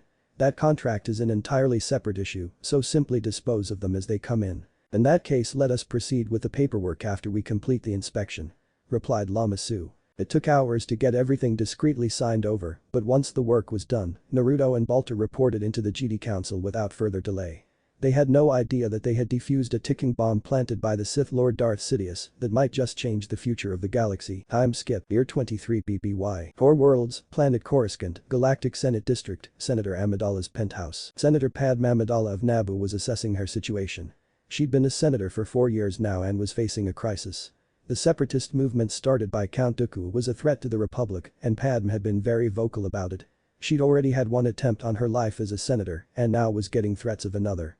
The question was who was behind the threats. The Trade Federation came to mind, but they were part of the separatist movement and weren't involved directly in Senate politics anymore. Senator Amidala spoke to Chancellor Palpatine earlier that day about it and the Supreme Chancellor was alarmed. Flashback, Chief Palpatine said to Padme, "My lady, for you to be exposed to such dangers is unthinkable to me. I feel that you've been put in danger for being on the Loyalist Committee. Master Yoda and the Jedi Council have long been friends of mine. Let me call upon them. I'm sure with their considerable wisdom they can solve this problem. Let us seek their expertise on the matter. After losing Master Qui-Gon on Naboo, I doubt the Jedi would want to touch an issue involving me," replied Padme. "Qui-Gon Jinn was a hero that died for what he believed in," stated the Supreme Chancellor. "I'm sure he wouldn't hesitate to help you if he were here." Senator Amidala was torn on the matter. "What about our own security forces? My lady, this is the sort of battle that we of the Senate simply cannot fight in," implored Palpatine. "Let the Jedi Knights fight in their own arena. I assure you that if anyone can solve this mystery it is them." Flashback end. Now the Jedi were involved and Padme hoped it could all be resolved peacefully. Jedi Grand Temple. It had been a year since Naruto and Master Swan visited Kamino. The 21-year-old blonde had passed his trials and was now a full Jedi Knight. He was walking together with his master discussing their next mission. "So in essence we are babysitting yet another politician with a price on their head," said the blonde. "She's pulled magical political strings and here we are. This is the reason I distrust politicians of all kinds." Master Bolter Swan shook her head and grinned at Naruto's ranting. "You are wrong on several points, my apprentice. First of all, you will be babysitting Senator Padme Amidala while I go investigate who is after her." She chortled at the look of horror on Naruto's face at his guard duty assignment. "Secondly, there is no magic as these political strings. The senator is close to the Supreme Chancellor who is close to the Jedi Council. Lastly, there are a myriad of reasons not to trust politicians. Open up your imagination to the possibilities. You still have much to learn, Naruto." The blonde cried, "Please tell me we can switch jobs. Let's make a wager on it." Bolter smiled wickedly and said, "Not a chance. I've never seen anyone win a bet against you. Besides, you are more than capable of handling this alone. On an unconnected note, I'm very proud of you, Naruto. You are turning out to be a splendid Jedi Knight." Senator Amidala's penthouse. The master and apprentice arrived at the Naboo senator's residence and were welcomed by her head of security, Captain Grigor Tiffaf, and a handmaiden named Verse.G. The handmaiden's Cordhan Dorme were also there attending to the senator. Captain Tiffo said, "Welcome Master Jedi. I'm Grigor Tiffo, the captain of Senator Amidala's security. My lady has received some serious death threats and we all hope you can deal with this issue quickly." The two Jedi lowered their hoods and Bolter replied, "It is our pleasure to make your acquaintance, Captain Tiffo. I'm Jedi Master Bolter Swan and this is my apprentice, Jedi Knight Naruto Uzumaki. We will do everything in our power to find out who is behind this and stop them." Padme came out of her room and saw the two Jedi. "They look so young," she thought. "I was expecting someone older like Master Qui-Gon. I bid you greetings," Padme said cordially. "I am Senator Padme Amidala of the Chamel sector." The two Jedi bowed in respect before continuing. Bolter said, "Please tell us about the nature of these threats, Senator Amidala. I understand your situation. My apprentice Naruto will be guarding you, Lady Senator," explained Master Swan. "In the meantime I will be investigating the threats to your person. I sense this issue will be resolved very quickly." At that point a high-penetration blaster bolt shot through the transparasteel window aimed at the back of Padme's head. The two Jedi moved as one with such speed that Padme was in the floor with Naruto atop her, while Master Swan deflected blaster rifle bolts out of the penthouse and back towards the shooter. The shooting stopped as suddenly as it started and Bolter deactivated her lightsaber. "Right," said Master Swan. "I'll be off then. Naruto, help the senator and her party to safety. And so help me, if you start motorboating Senator Amidala like you did the Queen of Alderaan." "Oh, you're no fun, Master," thought Naruto with a mental giggle. Hearing a mental growl from Swan that would have made any Sith Lord proud, the whisker-faced blonde pulled his face out of Padme's lovely assets and said, "All right, everyone stay low and crawl quickly towards the hallway. Hurry now." Senator Amidala and her party were too shocked to completely realize what was going on and regrouped in the hall. "Where's Master Swan going?" asked Cord. "She's off after the shooter," explained Naruto seriously. "We need to call security and get Senator Amidala to safety. Let's take the elevator down." Roof of Padme's penthouse. Master Bolter Swan emerged on the roof of the apartment high-rise and reached out with the force to feel around her. She sensed the great pain the sniper was in as well as anger and homed in on it. Walking out to the edge of the high-rise, the Jedi Master leapt off the rim and landed on the back of a transport only to use it as a springboard to flip over to a speeder and then another and another. With a combination of parkour, acrobatics and death-defying grace she hopped through traffic and landed on the building the sniper was still on. Bolter was smiling at the adrenaline rush as she closed on her target. Stuck in traffic below was none other than Jedi Master Obi-Wan Kenobi and his Padawan Anakin Skywalker. They saw Bolter vault over some speeders above them and Anakin said in awe, "Was that Master Swan?" Obi-Wan looked up and chuckled. "That was Bolter Swan alright. Graceful isn't she?" Then his face turned grave. "You and I won't ever be doing anything like that, so banish those thoughts from your head, Anakin." Skywalker looked sullen. "Yes, Master, shall we follow her?" Master Kenobi shook his head. "If she needed help she would have called us mentally when she waved hello to us. I still think leaping through traffic like that would be wizard master," said the 18-year-old Padawan. Obi-Wan looked a bit green. "It would also be tantamount to suicide." Up above, the wounded Muin sniper finished bandaging his wounded side. "I can't believe that damn Jedi woman deflected the rifle bolt back and hit me," he thought aloud. He hobbled over to his speeder and saw Master Swan land on the building behind him in disbelief. He pointed his blaster at her and screeched, "Not one step closer." She had a gleam in her eyes as she ignited a green lightsaber. Swan said, smiling, "You don't seem so eager to fire now. Good choice. Are you going to surrender?" "Never," he yelled as he slammed the throttle forward on his speeder. He didn't notice Bolter dart a tracking device on the back of his armored jacket as he put his Herard off. "He ran away," she said. "I guess I'll have to pursue him." The Jedi Master looked at her tracker and thought, "He won't get too far away wounded like that. I guess I'll just call it taxi." Senatorial high-rise building. Taking the elevator down seemed like a good idea at the time, thought Naruto wistfully as he bypassed the sabotaged control panel circuits on the lift. Normally he would have enjoyed being stuck on an elevator with 4 beautiful young women, but having Captain Tifo there was a definite turnoff. That and they were plunging deaths, of course. The blonde could sense the surface thoughts and emotions of those around him through the force. Captain Tifo was keeping a cool demeanor but was concerned that they were all going to be reduced to some sort of pate. As for Dorm, her primary concern was keeping her lady safe. Her security training kept her level-headed. The Jedi thought she was most admirable. Ford was praying to any god that would listen so that she wouldn't throw up and make a fool of herself before she died. The whisker-faced blonde decided not to dwell on that. Being a slicer, Verse was more analytical and was focusing on Naruto's work. She wondered if he could actually pull this off. "Oh, ye of little faith," thought Naruto. When it came to Padme, she was set in stone to be brave for her friends and companions. She couldn't let any of them down by giving in to fear. Naruto felt a little better about her despite his views on politicians in general. "Ah. There we go," said the blonde. "Hang on everybody." Suddenly the lift's emergency failure brakes kicked in and they were all pushed to the floor by the sudden slowing. The brakes were overheating rapidly and the smell of something burning reached their nostrils as wisps of smoke leaked in. Naruto reached out to use the force to slow the speeding metal coffin even further. The sound of shrieking from the brakes was getting unbearable when the elevator screeched to a halt. Forcing the door open, the small group found that they had ground to a stop at basement floor 97. "Well, that was an interesting little ride," quipped Naruto as he and Captain Tifo helped Padme and her handmaidens off of the lift. "I think you are taking this far too lightly," replied the senator with disapproval in her eyes. "The sass is strong with this one," thought Naruto. "I find that a little levity helps calm the nerves, Senator. Believe me when I say the safety of you and your party are foremost in my mind." The blonde looked for communications terminal and found the floor was old enough that it was abandoned. The group saw several old droids lying about in various states of disrepair when an old astromech droid woke up and it slowly came online, making beeps and boop noises that seemed slurred together.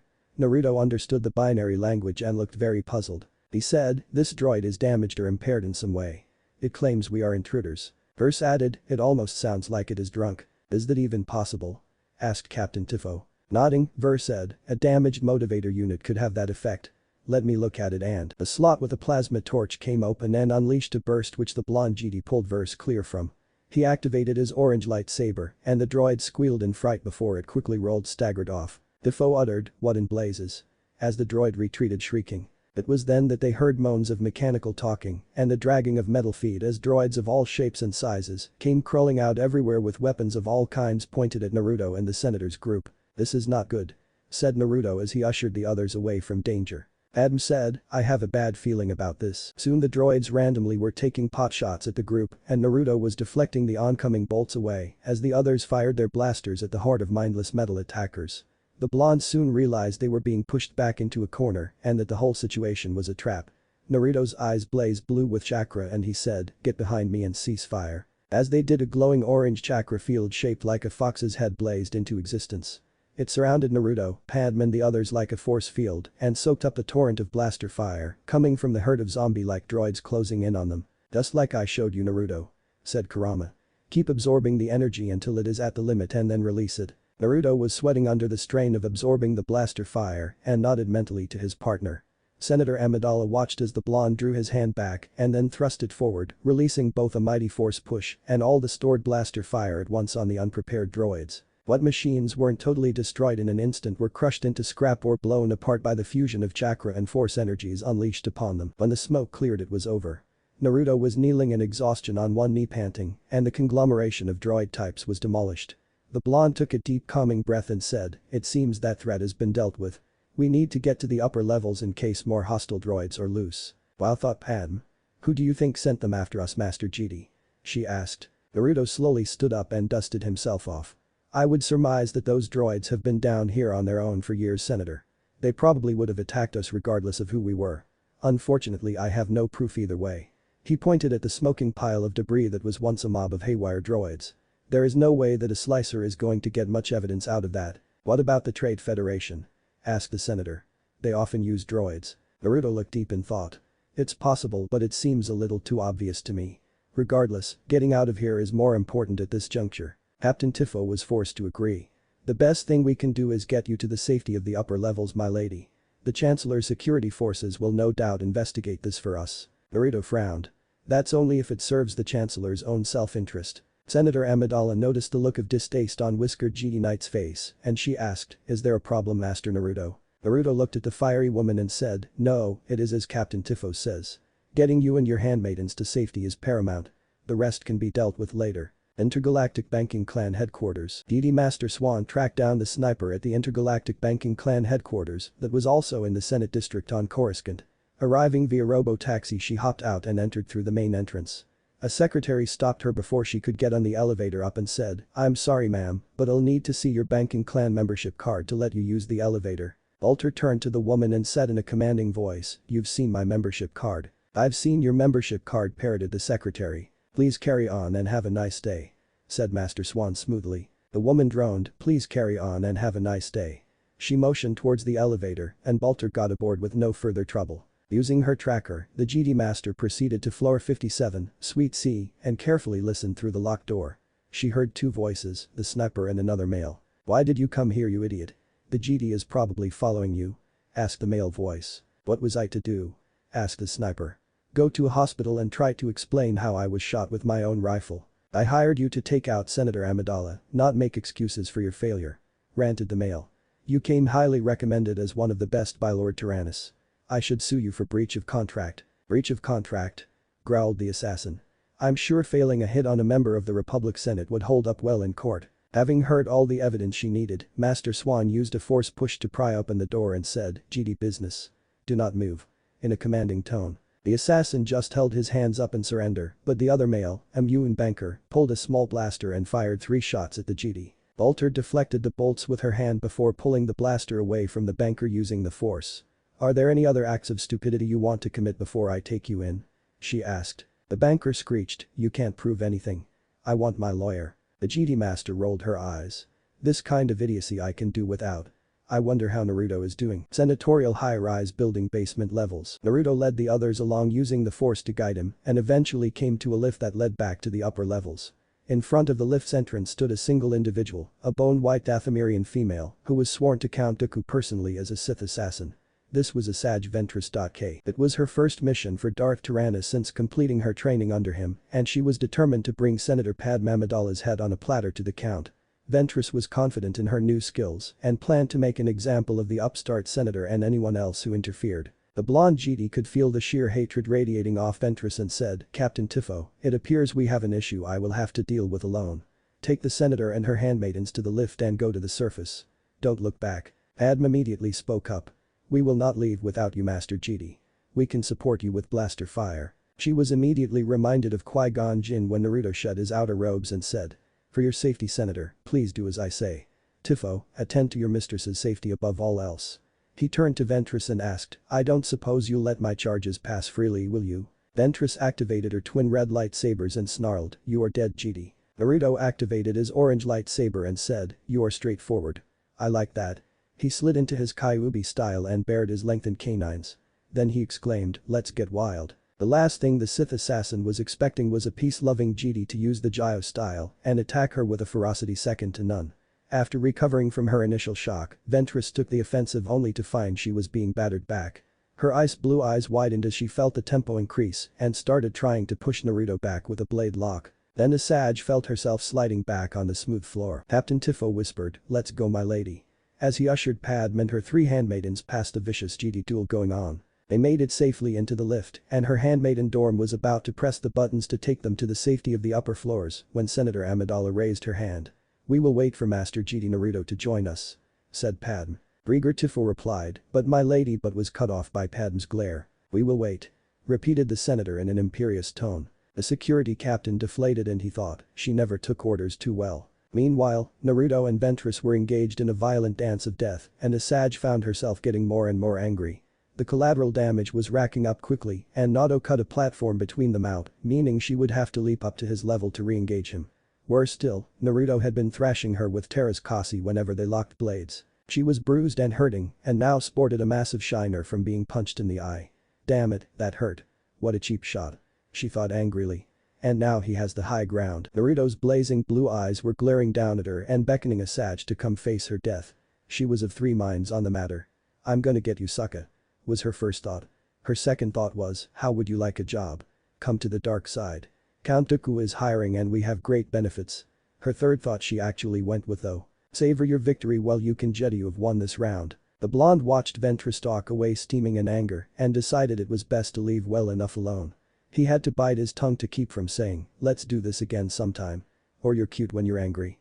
But Naruto figured that might throw her into an even more homicidal rage which he didn't want to deal with right now. He telekinetically grabbed his robes and put them on before turning towards the lift where the others were still waiting. He wanted to face palm as Captain Tifo did his best to look apologetic. Naruto rounded on Padme and asked, "Why did you not follow my orders, Senator? If I had fallen you would not have survived her onslaught. This isn't a game, you know." Amidala's eyebrow twitched in anger. "Why are you GD so set on making martyrs of yourselves? I ordered the others to wait in case you needed help. You should be grateful." The GD sensed a migraine coming on. He noticed the floor they were on was still close 100 floors below ground. Hitting the button to go up to the ground floor, Naruto said, "Now see here, Senator. Basement floor 80. "No, you listen to me, GD," said Padme. "I'm not about to have my life dominated by some mystic knowledge of the Force. You knights can be so haughty." "Haughty? I've spent most of my life training to protect others," growled Naruto. "When I say it's dangerous, your person is in danger." Basement floor 50. Now the blonde was steamed. "So suppose you had opened fire with your blasters. That dark acolyte was quite powerful. She would have deflected the blaster bolts back at you or into me. It would have been to her advantage. Surely we could have provided adequate cover fire for you to escape," retorted the senator. "Not if I was dead," roared the GD. Basement floor 30. "Is she always so obstinate?"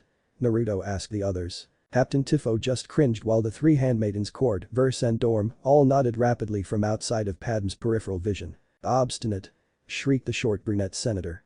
"Look in the mirror if you want to see obstinate." "You're projecting," hissed Naruto. Ground floor. The senator and the GD were both glaring at each other as if daring one another to utter one single word. Everyone else was on needles and pins. That's when the lift door opened and Master Yoda and Master Mace Windu were standing there waiting for the lift. Yoda said with a twinkle in his eye, "Ah, fortuitous timing we have. Senator Amidala, unharmed I see. Good, it does my heart." Master Windu asked, "Did anything of note during your watch, Naruto?" Naruto looked at Mace Windu and Yoda with fatigue in his eyes and thought, "What a woman." As he glanced at Padme. Carefully choosing his words, Naruto said, "Masters, the suspicions that someone is after Senator Amidala are correct. Several bolts from a blaster rifle were fired at her this morning in her apartment. Then the lift to her room was sabotaged and dropped to the 97th basement floor level. We were then attacked by a zombie droid army which I was forced to obliterate. Then a dark acolyte attacked us on the way to the lift we rode up to the ground floor. I was able to fend her off fortunately. Luckily we came out relatively unscathed." Padme looked at Naruto for a split second and thought, either I'm going to love him or kill him, whichever comes first. GD Knight Naruto did an excellent job of protecting us from harm. Mace Windu retained his stoic look, but his eyes widened a bit. A zombie droid army. Grandmaster Yoda's eyes also widened and his ears rose in alarm. "A dark acolyte, you say? Much we have to discuss." About that time GD Master Swan arrived having dropped off her prisoners and said with a bow, "Masters, it is good to see you well. So what did I miss?" Naruto just sweat dropped. Chapter 5. Time skip. Year 22 BBY. Outer Rim Territories, Eastern Sector, Planet Korriban, near Dreshti Spaceport. GD Knight Naruto Uzumaki was finishing a dreadful month-long reconnaissance mission on the Eradu, old Sith capital world of Korriban, where the Commerce Guild was cooperating with Count Dooku. The blonde had gathered enough evidence to prove the guild had thrown in their lot with the separatist cause beyond any form of doubt. Naruto wasn't surprised, but the whole situation still disgusted him. Under the leadership of Shumei, the Commerce Guild had been using their power illegally in the Outer Rim for years, so he supposed their move to the separatist cause was a natural one given profit was involved. The blonde felt unclean both physically and spiritually. He was scruffy, unshaven, and his spiky blonde hair was getting long and dirty from the dirt and sand. Korriban was a cesspool of the dark side of the Force. It gave him a sickeningly sweet feeling that was revolting and alluring at the same time. Naruto was both tempted and repelled by the darkness of the twilight-filled landscape. Worse still were visions he'd been having on the distorted world thanks to the nearness of the Valley of the Dark Lords that was haunted by Sith spirits who tried to lure the blonde into the valley itself.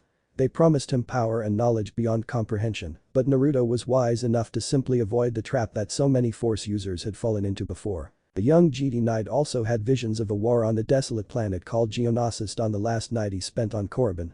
Climbing into the cockpit of his Delta 7B starfighter, Naruto took off towards the core worlds to Coruscant. Core words, Kuruska Sector, Planet Coruscant, GD Grand Temple. The GD High Council was listening to Naruto's report on Korriban with a mixture of skepticism and disbelief.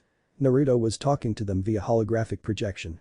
Masters, I never knew Count Dooku when he was an active GD master. I can tell you that he was in a meeting with Shumei of the Commerce Guild and that he was moving freely and without any issues in areas where the dark side is stifling to the senses. Mace Windu replied, Naruto, Count Dooku is a political idealist, not a. I'm sorry Master Windu, but Count Dooku has fallen to the dark side. It wrapped itself around him like a cloak. Said Naruto emphatically. He is carousing with some of the worst corporate scum in the galaxy. He is not the paragon of virtue that you all believe him to be. I admit my foresight is nothing compared to the council's, but you must listen to me. War is coming and we need the clone army that Master Swan and I discovered 2 years ago to help us. Ayadimundi said, and exactly where is this war you can foresee, but we cannot young Uzumaki. Planet Geonosis on the Outer Rim. Said Naruto. I saw it clearly on the last night I spent on Korriban. Several council members thought this was ludicrous, but Master Yoda held up his clawed hand and asked, exactly what did you see young Naruto? Your vision, share it with us. Yes my master. Replied Naruto. I saw nearly 200 GD wiped out before the clone army arrived to reinforce them. They were fighting thousands of battle droids. It was a Pyrrhic victory at best. The pain and suffering was unbearable. I know it sounds fantastical, but we GD are peacekeepers. We cannot fight a war of this scale without that clone army to help us. Master Sifo Dyas foresaw this over a decade ago. Plo Koon asked, how long were you on Korriban Naruto? Your vision may have been terribly distorted by the dark side. Naruto sighed. I was there nearly a month master. If the council will not believe me then send a scout to Geonosis who is impartial, I beg of you. The council sat in silence at Naruto's plea for several tense moments before Yoda nodded and said, by the council's will, a scout will be sent. Thank you master. Said Naruto gratefully. The Grandmaster nodded. In the meantime, to Naboo you must go. In grave danger, your friend Senator Amidala is. Her safety, you must ensure. The GD Knight is not with her? Asked the blonde. Mace Windu said, young Skywalker is with her. His inexperience is showing though. You can both guide Anakin and recover from your experiences on Korriban on planet Naboo. The council's decree, this is. Said Yoda. May the force be with you. Mid-Rim, Chamel Sector, planet Naboo, capital city of Theed. A week later, Anakin Skywalker and Padme Amidala arrived at the Theed Royal Palace, where they were discussing their situation with Queen Jamili and her advisory council, chaired by Governor Co Bibble.f. In the meantime we must consider your own safety. Said the Queen to Senator Amidala. Bibble asked, what is your suggestion Master GD? Adam smiled, oh Anakin is not a GD yet, he's still a Padawan learner, but I was thinking. Hold on a minute. Interjected Anakin with a frown. Excuse me. Retorted Padme sternly. I was thinking I would stay out in the lake country.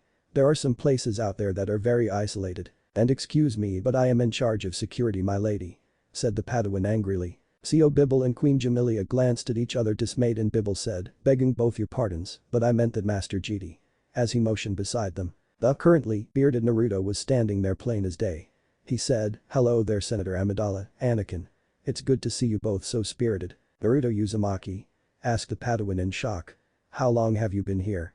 How did he sneak up on me? The blonde grinned and said, I've been here all along, just watching the show. Padme smiled widely and exclaimed, Naruto. It is so good to see you. What are you doing here?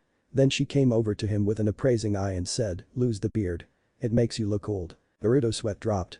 In answer to your questions, I'm recovering from my last mission and I'm here to help Anakin keep you safe, Senator, that, and I've been growing this incredibly sexy beard. Senator Amidala tilted her head to the side and said, an incredibly sexy beard that needs to be shaven off. The Jedi shrugged and looked at the Padawan.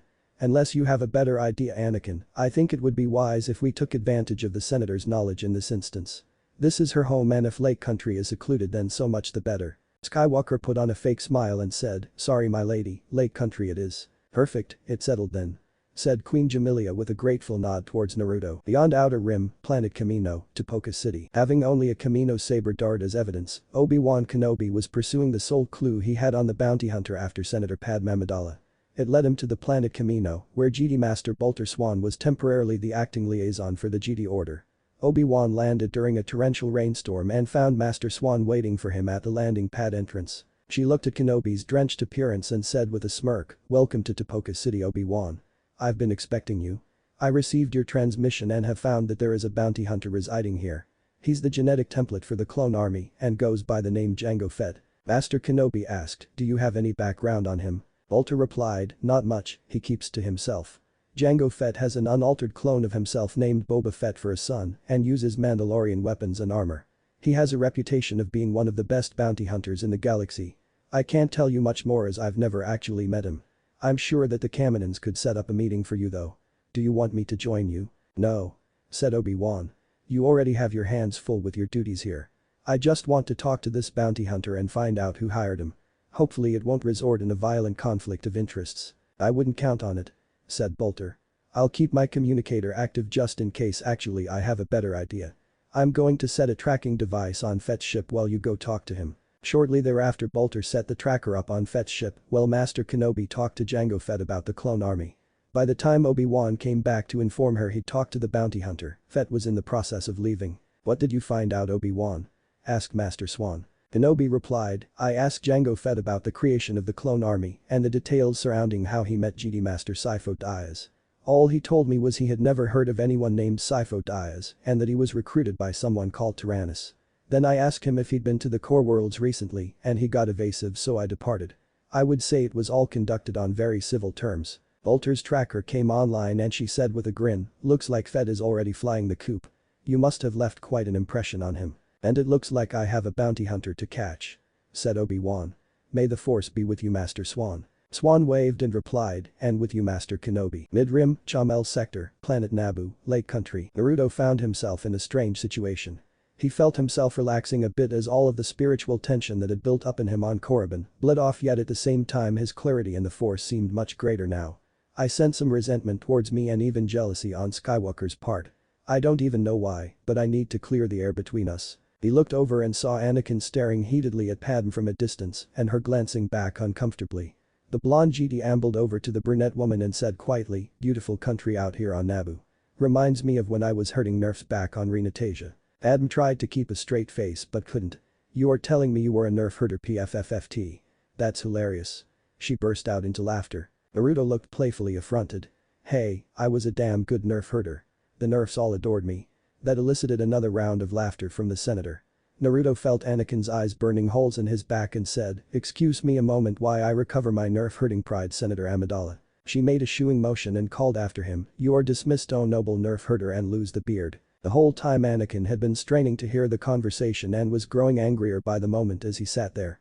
Then he overheard Padme's laughter and her calling Naruto a nerf-herder of all things, and his anger turned to puzzlement. Naruto walked up and said, come on Anakin, walk with me. I can tell you are tense even without the force. What's on your mind, my friend? He held out his hand to pull the Padawan up and after a moment Anakin took it. So you were a real, honest-to-goodness nerf herder? Asked Anakin snickering as they walked along. You're a brave man to admit that to a former queen. Naruto chuckled. My sordid past has come back to bite me in the ass again. It's nothing new. Feeling a little more at ease, Skywalker asked, so what is it you wanted to talk about? The Jedi Knight looked out towards the horizon and said, your infatuation with the senator is clouding your judgment, Anakin. When I was talking to her I felt your anger skyrocket to the point I thought you were going to go all Sith Lord on me. It's not infatuation. Said the Padawan indignantly. It's love. You don't know what it feels like. Obi-Wan doesn't know what it's like. No, Jedi do. Naruto sighed. Actually, I do know about infatuation. I lusted after an older woman once. I thought it was love at the time, but upon reflection I found that it wasn't. Anakin paused in surprise. Really? What happened? The older blonde shook his head. It was during the war on Reinstatement I told you about. She and I were fighter pilots and we had a couple of trysts. I genuinely thought it was forever at the time, then she told me she was married and walked out of my life. Skywalker cringed. Ouch, that really sucks. Did you ever see her again? Nope. Replied Naruto. I never saw her again and I never went back to Reinstatement again either. I was deeply hurt, empty and lonely. It took time to heal. You need to reflect on your feelings and decide what you really do feel. I can't tell you what to do, but if it's just a childhood fantasy then you love an ideal in your mind, not Padme Amidala. If nothing else, think about her feelings on the matter. What do you mean? Asked the younger of the pair. What I mean is, does she reciprocate your feelings? Asked the Jedi Knight. She looked uncomfortable to me. Anakin thought for a moment and said glumly, I guess I have a lot of thinking to do. Naruto patted his shoulder. I'd rather not see you get hurt, Anakin. It's hard with all those hormones flying through you at light speed. Believe me, I do know. You sure seem to know a lot for someone close to my age. Said Skywalker. The Jedi Knight grinned. It's all about hurting nerfs, my friend. It teaches you to be patient and reflect. You don't necessarily have to be old to be wise. Outer Rim Territories, Arcana Sector, Planet Geonosis. Coming out of hyperspace, Obi-Wan Kenobi found himself close to the asteroid-filled rings of Planet Geonosis. He was even closer to Jango Fett's ship Slave Eigen. They ended up in a dogfight among the asteroids. For several minutes they twisted, turned and spun in and amongst the asteroids, with Jango Fett firing seismic charges and everything else he could bring to bear. Eventually the Jedi Master fooled his opponent into believing his ship had been destroyed by a Seeking missile. Kenobi was going to follow Fett down to the surface of the planet when he intercepted a transmission from another Jedi on the ground at Geonosis. It was his old friend and fellow Jedi Master Siri Tacha, who had already landed on the planet as a scout for the Council the day before. There are a multitude of Trade Federation ships down here, Obi-Wan. Said Siri. I've infiltrated the place and I'm moving out. It's a summit and they are preparing for a full-scale war. I overheard Count Dooku himself addressing the Separatist Council, and he is behind the attempts on Senator Amidala's life at the request of the Trade Federation Viceroy Newt Gunray. My long-range transmitter is being jammed and I fear they are on to me. I don't have the means to send my report directly to the Jedi Council, so I need you to relay it for me. I understand, Siri. Said Kenobi. I'll get into contact with Coruscant and relay your message to the Jedi Council. I'm ready to receive your full report. She transmitted, I have scouted out the droid foundries on Geonosis. The Trade Federation is to take delivery of a droid army here and it is clear that Viceroy Gunray is behind the assassination attempts on Senator Amidala. The Commerce Guild and the Corporate Alliance have both pledged their armies to Count Dooku and are forming a wait. She was cut off by blaster fire and the transmission cut out. Mid-Rim, Chamel Sector, Planet Naboo, Lake Country. Naruto awoke feeling a disturbance from Skywalker's room. He heard the younger man cry out for his mother. The whiskered blonde burst into Anakin's room and saw the boy was hyperventilating and immediately went to his side. Anakin saw Naruto there and Padme standing in the doorway. Did he have a nightmare? Asked Padme. I heard him call out. The Jedi placed a calming hand on Anakin and said, breathe, Skywalker. Slow down and breathe. Feeling the Padawan's breathing and heartbeat slow down and even out, Naruto asked, did you have a vision? The younger man nodded. What did you see, Anakin? It's my mother. She's in pain, terrible pain. I could see her as clearly as I see you two in front of me. Replied the Padawan. I can't stay here. I have to go to her before it's too late. Naruto had mixed feelings, but then remembered his first master Jiraiya saying, sometimes the Force gives us insights that goes against logic or mandates. It's in that pivotal moment that you either act or live with whatever consequences result, good or bad. Where is your mother now?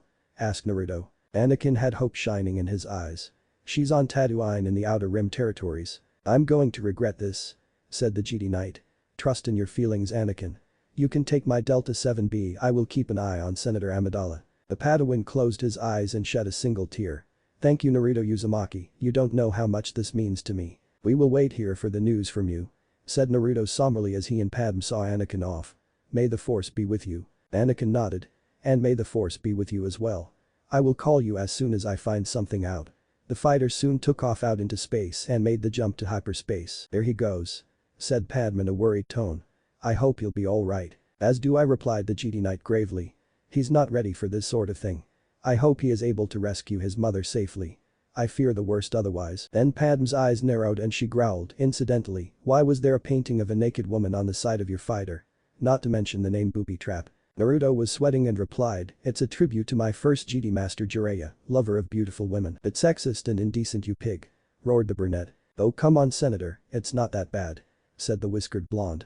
The original name was Milkwagon Express, but I toned it down. Steam came jetting out of her ears. What, just die? Die in the name of every feminist ever born. Naruto thought, I guess that's my cue to run. 4 words, Kurosuka Sector, Planet Coruscant, GD Grand Temple. In the meantime, Siri Tachi's report came into the council as Obi-Wan related. I have scouted out the droid foundries on Geonosis. The Trade Federation is to take delivery of a droid army here, and it is clear that Viceroy Gunray is behind the assassination attempts on Senator Amidala. The Commerce Guild and the Corporate Alliance have both pledged their armies to Count Dooku and are forming a wait. The council saw she was cut off by blaster fire and the transmission cut out. The GD Council was alarmed by Siri's report and the fact she was captured didn't help calm them down any. More happening on Geonosis I feel than has been revealed. Said Grandmaster Yoda gravely. Mace Windu frowned and said, I agree. He immediately transmitted to Obi-Wan, Master Kenobi, stay there and relay any further information you can gather from orbit. This is your first priority. We will come there and deal with Count Dooku. I understand master. Replied Obi-Wan. I'll do what I can from orbit without getting spotted. He quickly signed off. It seems that young GD Knight Naruto Uzumaki was right all along. Said Plo Koon. Indeed it does. Replied Yoda. Clouded, our vision is. Most concerning. Master Windu said, we don't have much time. Contact Master Bolter Swan. Send her the orders to activate the clone army and bring them to Geonosis. We will meet her on the way. Chapter 6, Year 22 BBY. 4 worlds, Kurosuka Sector, Planet Coruscant, Galactic Senate Building. Supreme Chancellor Sheev Palpatine was sitting in his quarters fuming.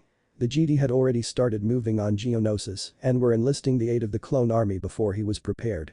He knew that he would have to simply go along with it to save face politically, but the Sith Lord had hoped to wipe out as many of the GD as he could before the clones even came into play. He had foreseen Geonosis as a one-sided charnel house for the GD Order, and now it appeared the odds were evened. Something elusive within the Force was interfering with Palpatine's carefully constructed plans. The GD Council should be muddled in seeing the future, and young Skywalker is coming along splendidly as I foresaw. His pride and lack of discipline should lead to his fall. But what is this other factor I cannot detect? Thought the master manipulator. Palpatine was very vexed about the entire situation. Beyond Outer Rim, Planet Kamino, Topoka City. GD Master Bolter Swan was listening carefully to a transmission from the GD Council. Much to her shock they wanted the clone army involved yesterday if not sooner. Mace Windu said, the situation has changed radically Bolter. We know for a fact that Count Dooku has fallen to the dark side and that he is gathering up a massive droid army on Geonosis. Are the clone troopers ready for combat? Swan bowed and said, I have 192,000 clone troopers fit for combat and fully equipped. They can be deployed at your order Master Windu. Impressive. Said Master Yoda. Done well you have, Master Swan. Thank you Master Yoda. Replied Bolter. I have 12 Acclamator class assault SHIPs ready to deploy the clone troopers on standby. Tell me when and where you need them. Master Windu explained, they are needed at grid coordinates R16 at the edge of the Geonosis system as soon as possible. We have just over 200 GD Knights ready to join you there. After that Master Yoda and I will take command directly and we will begin the invasion of planet Geonosis proper. If we can stop Count Dooku and his fellow separatist leaders now then we can prevent a full-scale war from breaking out. I understand Master. Said Bolter. The GD Council's will shall be done. Within hours the 12 massive assault ships were formed up in space with their many escorts and Master Swan was in the Acclamator command ship Implacable. A seconds later, the fleet jumped out into hyperspace. Destination. The Geonosis system. Outer Rim territories, Arcana Sector, Planet Tatooine, Mos Espa. GD Padawan Anakin Skywalker arrived in Mos Espa and soon located his old owner Watto from when he was a slave. Watto was sitting outside his shop and the two exchanged stilted greetings in Huttese. The Tadariank was actually happy to see Anakin, but the Padawan was only interested in finding the whereabouts of his mother Shmai Skywalker. Oh yeah, Shmai. She's not mine no more. I sold her. Said Watto. You sold her? Asked Anakin. Years ago. Sorry Ani, but you know business is business.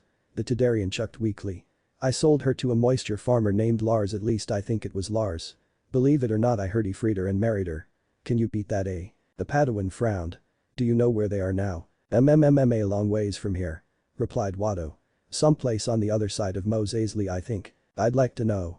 growled Anakin. The Tadarian quailed a bit and said, sure. Absolutely. Let's go look in my records. Mid-Rim, Chamel Sector, Planet Naboo, Lake Country, Varakino Village. After an exhilarating chase, Naruto negotiated with Senator Amidala, Reed. Received a brutal tongue lashing about sexism and shaved his beard off for good measure. The pair was soon having a nice dinner at the Varakino villa they'd been staying at when they got in a discussion about his homeworld of Reinstatement. So Reinstatement was settled by one of the expeditions from planet Griswold around 3900 years ago from the same group of people that settled on Naboo. Explained Naruto. Our homeworlds are similar in many ways. The countryside here reminds me of the pastoral area I lived in on Reinstatement. Do all Reinstatians have those facial tattoo marks or is that something religious?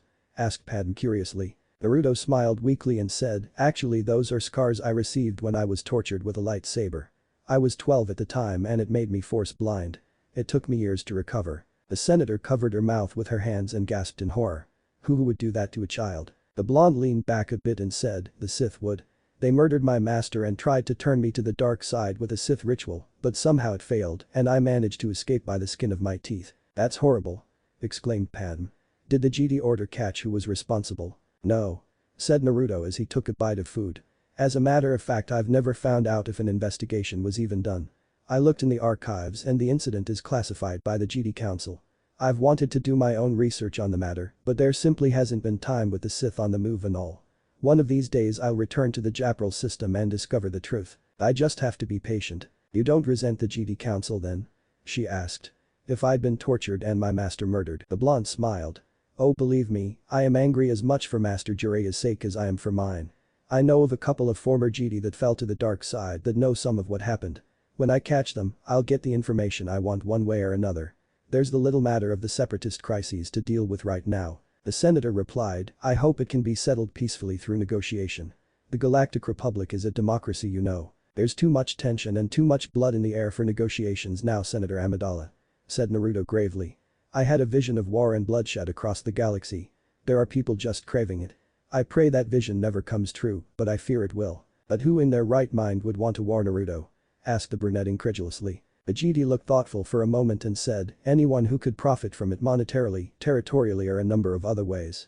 Politically speaking it could empower lots of individuals within the Senate. Her eyes narrowed, did you have any particular people you wanted to point the finger at Master Jedi? Naruto grinned wickedly and replied, the Military Creation Act that you so vehemently oppose would grant vast amounts of power to the military-industrial complex for one.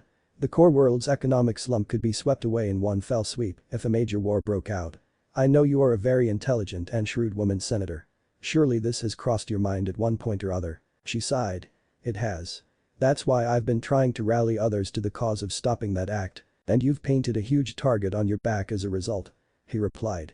Since you are the core of the opposition it's an ideal situation for your political opponents to push the Military Creation Act through. She smirked. You've really thought this through haven't you? I've had a lot of time to contemplate these matters since I was in that little war with the Trade Federation on Reinstatement. Naruto said. Naboo had their little war too. If people could understand each other then we would have peace. Unfortunately a lot of people don't want that. At least that's what I think. Naruto? She asked. He raised an eyebrow. Yes. The senator smiled. Please call me Padme. Naruto grinned back. Out Padme. Outer Rim Territories, Arcana Sector, Planet Tatooine, Great Shot Salt Flat. Anakin Skywalker tracked his mother's location to the Lars homestead, a moisture farm where he was reunited with C-3PO and met his stepbrother Owen Lars and Owen's girlfriend Barry White's son. The Padawan was then introduced to Klieg Lars, Shmai's husband. Sadly the meeting was less than encouraging for young Skywalker. Klieg explained, it was just before dawn that a hunting party of Tusken Raiders came out of nowhere. Your mother went out early to pick mushrooms like she always did from the track. She was about halfway home when they took her. Those Tuskens walk like men, but they're vicious, mindless monsters. Said the elder Lars. 30 of us went out after her. 4 of us came back. I'd be with them, but after I lost my leg I just couldn't ride anymore until I heal. I don't want to give up on her, but she's been gone 3 weeks. There's little hope she's lasted this long. Klieg lost his right leg from the mid-thigh down due to a trap laid by the Tusken Raiders. It forced him to use a power chair in order to move around. Anakin took a deep breath and stood up before leaving the table. He was torn and distraught as to what to do now. He remembered Naruto saying, trust your feelings. Anakin looked down and thought, my feelings are just a mess, but I have to find mom and bring her back somehow. As the Padawan stood, Owen asked, where are you going? Skywalker replied, to find my mother. Gleeg looked heartbroken and said, "Your mother's dead, son, accept it." Anakin shook his head and said, "I can't accept it until I have proof. I won't be long." Then he jumped on a borrowed speeder bike and took off into the Junland Wastas, where the Force told him his mother Shmai was. Anakin knew the nomadic Tusken Raiders inhabited the vicinity and was determined to hunt them down. It was shortly after dusk that he came across a Jawa sandcrawler and got directions to the camp of the Sand People. Or words, Koroska Sector, Planet Coruscant, Galactic Senate Building. Chief Palpatine was giving a grand speech after Junior Representative Jar Jar Binks made a motion to grant the Chancellor emergency powers to deal with the Separatist crisis. "It is with great reluctance that I have agreed to this calling," said the Supreme Chancellor. "I love democracy. I love the Republic. The power you give me I will lay down when this crisis has abated, and as my first act with this new authority, I will create a grand army of the Republic to counter the increasing threats of the Separatists." Amidst the cheers of thousands of senators, Darth Sidious hammered another nail into the gilded coffin of the Galactic Republic. Outer Rim Territories, Arcana Sector, Planet Geonosis. Obi-Wan Kenobi watched as the Republic fleet jumped in and had to admit he was a bit overwhelmed by the sheer numbers and firepower of the ship's troops and fellow Jedi that were there to fight nearly 1,000,000 battle droids. It wasn't long before he was involved above in the biggest dogfight he'd even imagined possible, but sadly the writing was on the wall. This was just the beginning. The 12 Acclamator-class transports landed on the surface that disgorged 16,000 troops each, plus hundreds of transports carrying every kind of equipment and weaponry that the Jedi Master had even heard of. Deep in the thick of it all were 215 Jedi Knights, which were leading the clones and cutting a swath through literally thousands of battle droids. Once the landings on Geonosis had begun, there was no stopping the war machine until one side or the other was completely decimated. Savagery not seen for 1,000 years broke loose, and somewhere Darth Sidious was cackling with delight. Though it took weeks, the Geonosians were forced to retreat and an occupation force took over. The planet of Geonosis was out of the war for now, but at a tremendous cost. Nearly 60 Jedi and thousands of clone troopers were lost. Worse still, Count Dooku and the core of the separatist leaders escaped. It was a Pyrrhic victory at best. Mid-Rim, Chamel Sector, Planet Naboo, Lake Country, Barakino Villa. Naruto Uzumaki was sitting up meditating while Padme was already fast asleep. Something had him on edge. He reached out through the Force and sensed the conflict at Geonosis. "So it's begun," he whispered. It was then that Padme peered into his room with a glass of water in her hand and asked, "Can't you sleep, Naruto?" The Jedi looked up at her beautiful countenance silhouetted in the moonlight and said, "The war has started at Geonosis, Padme. I'm afraid things are going to get a lot rougher from here on out." She looked alarmed at Naruto's crestfallen look and grabbed a handheld holographic communicator. Turning it on, the headlines popped up one after the other. Supreme Chancellor Sheev Palpatine has condemned Count Dooku of Sereno and the Confederacy of Independent Systems. The Grand Army of the Republic has been raised to counter the threat of the droid army, serving the separatist cause. An enormous battle has broken out in the Geonosis system between the Galactic Republic and the Confederacy of Independent Systems. Thousands of troopers of the Grand Army of the Republic have been lost already, and the Geonosians have likewise lost thousands of battle droids from their army. The Jedi are aiding the Republic forces, but it is very unclear who is winning this titanic battle at this point. The recent turmoil which occurred on planet Ando has left the galaxy staggered, and the Ando system seceded from the Galactic Republic, joining the Confederacy of Independent Systems. The moon of Antor IV is embroiled in a schism between the pro-Galactic Republic loyalists and those who wish to align with the Confederacy of Independent Systems. The Godal Assembly for Separation and its radical splinter group, the Rashu Sun, have mounted a protracted terrorist bombing campaign. The recent border dispute which occurred on mid-rim planet Anshan during the separatist crisis. Reporters across the galaxy are already starting to call this conflict the Clone War because of the use of clone troopers by the Galactic Republic. The great peace of the Republic over the last 1,000 years has come crashing to a violent end. Not since the Battle of Ruusan between the Naruto sat stock still in the lotus position and watched as the headlines zipped by at near light speed. He looked down and his blonde bangs shaded his eyes in the moonlight. Ad knelt down beside the Jedi and held onto his right bicep for warmth. Eventually they wrapped their arms around each other for comfort in the dark of the cold night on Naboo. Outer Rim Territories, Arcana Sector, Planet Tatooine, Junland Wastes. The Jedi Padawan Anakin Skywalker located the Tusken Raiders camp after dark that night. He observed them from a cliff above before quietly descending into the Sand People's camp. Sneaking around from tent to tent, Skywalker sensed he'd found the right one using the Force and used his lightsaber to cut an entrance on the backside of the tent. Sensing the guards were not alerted, Anakin quietly entered the tent where Shmai Skywalker was being held. He found his battered mother tied up and quickly released Shmai from her bonds. It was obvious that she'd been tortured and she was delirious. Lowering her down as gently as he could, the Padawan whispered, "Mom. Don't worry, you are safe." She smiled at Anakin and said, "Ani, my handsome boy, I'm so proud of you. No, I am complete love." Shmai was physically and mentally exhausted and quickly passed out. Anakin held his mother close for a moment and whispered, "Stay with me, Mom." He was ferociously angry at the Tusken Raiders for what they'd done, but getting Shmai to safety took precedence over everything else. Moving as stealthily as he could, the GT Padawan exited the way he entered with his precious cargo in his arms. After making his way back to the speeder bike, Anakin loaded the still unconscious Shmai onto it and took off as quickly as he could to the Lars homestead where she could have her many wounds treated. 4 Worlds, Koruska Sector, Planet Coruscant, Galactic Senate Building. Darth Sidious stood awaiting his apprentice Darth Tyrannus arrived and disembarked his vessel. "The Force is with us, Master Sidious," said Count Dooku. "Welcome home, Lord Tyrannus, you have done well," replied Sidious. "I have good news for you, my lord, the war has begun," reported Tyrannus. "Excellent," said Sidious. "Everything is going as planned." 4 Worlds, Koruska Sector, Planet Coruscant, Grand GD Temple. Grandmaster Yoda, Master Mace Windu and Master Obi-Wan Kenobi were discussing the recent events at the GD Temple. "Do you believe what Count Dooku said about Sidious controlling the Senate?" asked Obi-Wan. "It doesn't feel right." Yoda replied, "Joined the dark side, Dooku has. Lies, deceit, creating mistrust are his ways now. Nevertheless, I feel we should keep a closer eye on the Senate," said Mace Windu. "I agree," assented the Grandmaster. Kenobi said, "I have to admit that without the clones it would not have been a victory." "Victory?" asked Yoda incredulously. "Victory you say? Master Obi-Wan, not victory. The shroud of the dark side has fallen. Begun, the Clone War has. Outer Rim Territories, Arcana Sector, Planet Tatooine, Great Shot Salt Flat." Anakin Skywalker arrived back at the Lars homestead by the next morning and rushed his mother inside where the family could take care of her.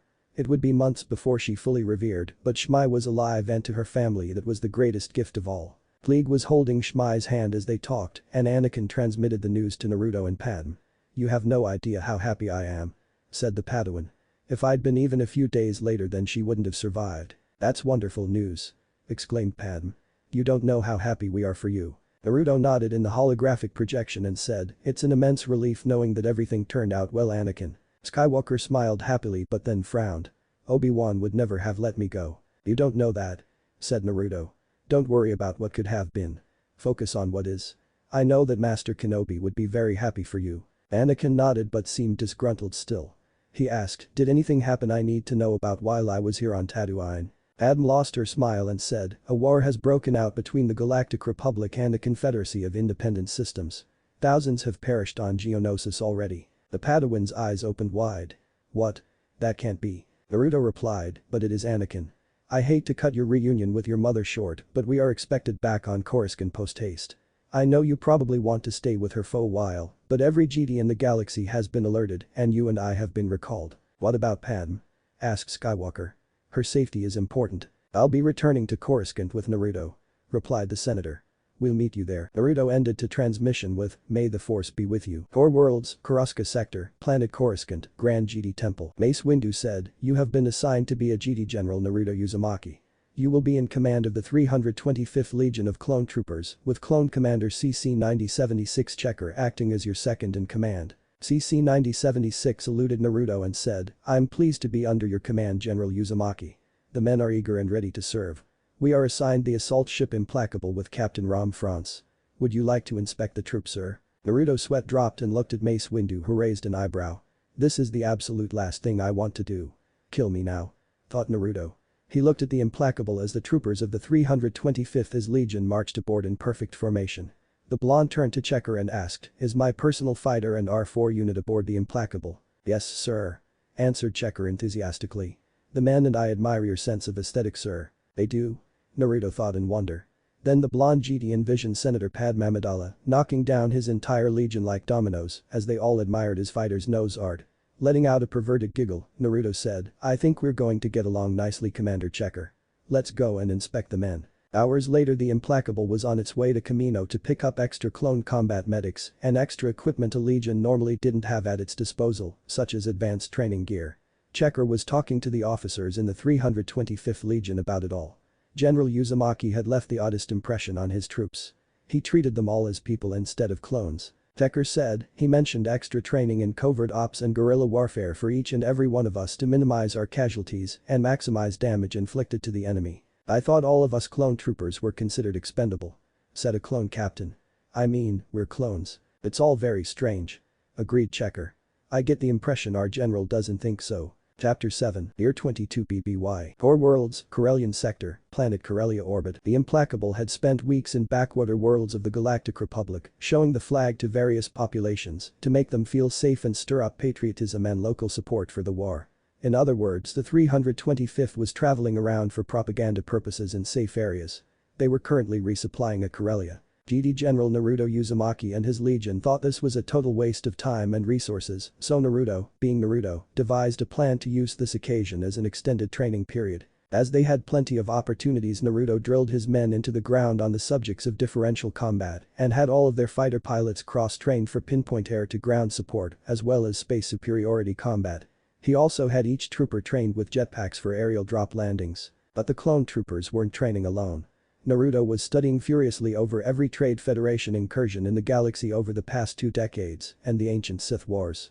The blonde was busily engaging each and every officer in war simulations to help not only himself but the clones to learn and grow as individuals. Tekker was his advisor, and the 325th Seconds motto soon became, "Think outside of the box." Tekker had some time to himself and was talking to his officers about their crazy training regimen.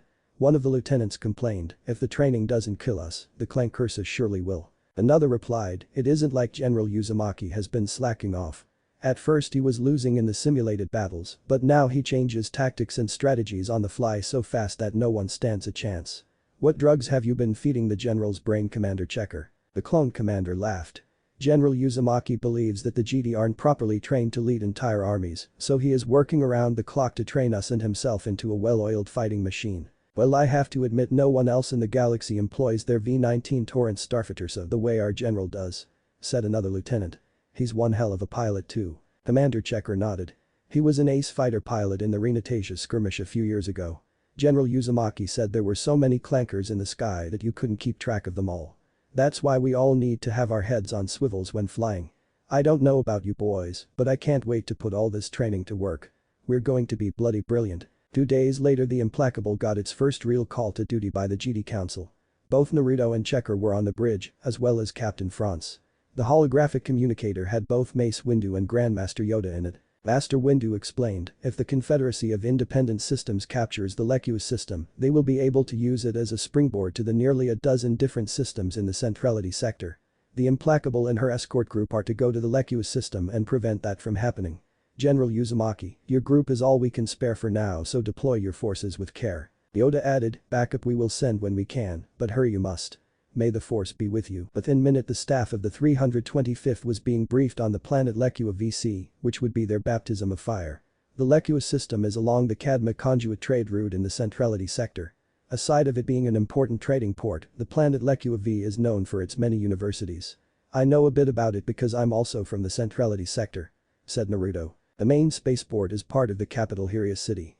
The land is very flat but heavily forested. I want 2 scouts to check the Confederacy's deployment before we jump into the system. Knowledge is power." 2 V-19s with hyperdrive units jumped out minutes later and returned within the hour after carefully mapping planet Leua V. Outer Rim Territories, Centrality Sector, planet Leua V. The Confederacy of Independent Systems Leua invasion operation was commanded by General Severance Tand, a brilliant Chiss female who was also a Dark Acolyte, serving Darth Tyrannus as one of his most trusted underlings. She had some notoriety and was known to have slain the human Jedi Padawan Stam Reef in a lightsaber duel during the Battle of Geonosis. Hiria City was circular in layout and surrounded by forests on the west side, and the spaceport was situated on the east side of the city by the ocean. General Tan had captured the city by landing transports in the forests and marching her battle droids into the city proper. Hiria City wasn't particularly well defended and the city fell quickly to her 20,000 troops. After that she deployed her forces to the west side of the city because any counterattack by the remaining Leua defense forces would have to come from the landward side as they didn't have any means to attack by sea. Galactic Republic ship Implacable, bridge. So we land about a fourth of our forces via our transports in the forest to the west, and when the Confederates come rolling out there we simply retrograde and leave a wall of mines and traps behind us with our extra demolitions and engineering teams. I will lead this contingent personally," said Naruto looking rather pleased with himself. "There are some truly massive beasts in the forest, so we'll need to be careful. Worry not though, I didn't train you guys to wrestle barehanded with Wookiees on Kashyyyk for nothing." His troops collectively sweat dropped and Commander Checker asked, "What about the rest of us, sir? Are we going to be up in orbit in the implacable while you conduct a huge strategic retreat? Naruto grinned. After waiting 30 minutes for the clankers to move out, the implacable will dock conventionally at the spaceport and the remaining 3/4 of our troops will roll out with the heavy artillery and decimate every battle droid in our path. The separatists don't have a blockade in orbit to stop us, so there is no reason we can't. The blonde GD general brought up a projection of General Severance Tan and said, "This is our opponent. Hopefully we can capture her alive. She's awfully sexy." He let out a perverted giggle and added, "She's extremely dangerous though, so use caution. As my first master Jiraiya used to say, you can't spell psychotic without the word hot in it." The 325th Legion's perverted giggling filled the implacable, and somewhere a certain senator from Naboo had the sudden urge to strangle a certain GD knight. Landed Leua V, the capital Hyria city. General Severance Tan was showering and suddenly got a chill down her spine. Her red eyes narrowed. "Why do I get the feeling I'm being watched?" That's when the proximity alert went off. She threw on a robe and activated her holographic communicator to the command center. An image of a battle droid came up. "Report, Commander," she ordered. "Yes, General," replied the droid with a salute. "A Republic assault ship just jumped into orbit and is unloading troops via transports. They are landing in the western forest just as you predicted." She smiled wickedly and said, "Send out an appropriate welcome, Commander. I want those vermin exterminated." "Roger, Roger," said the droid commander. "Those Republic scum won't know what hit them." Deactivating the communicator, the CIS general went to dry off and get dressed.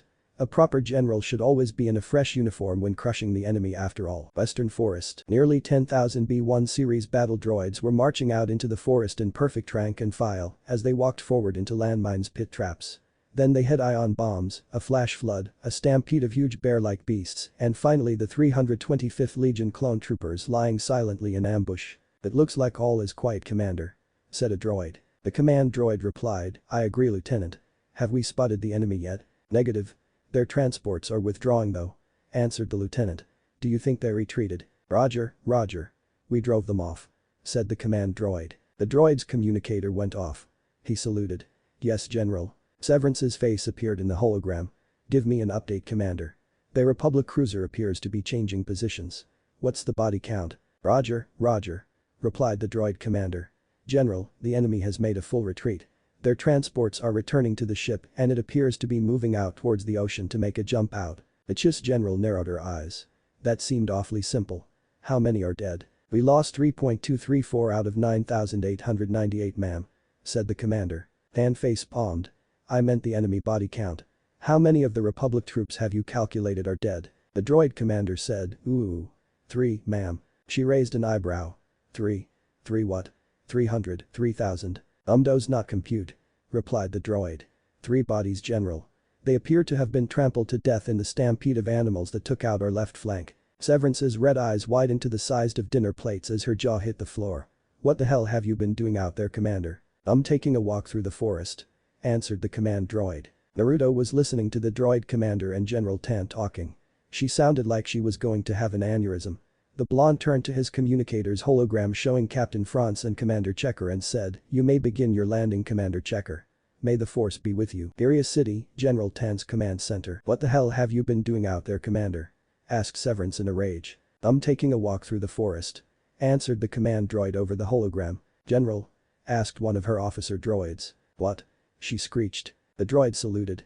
"The Republic ship is docking at the spaceport without clearance from our air traffic controllers. What should we do?" She wanted to rip her hair out. "Attack the cruiser.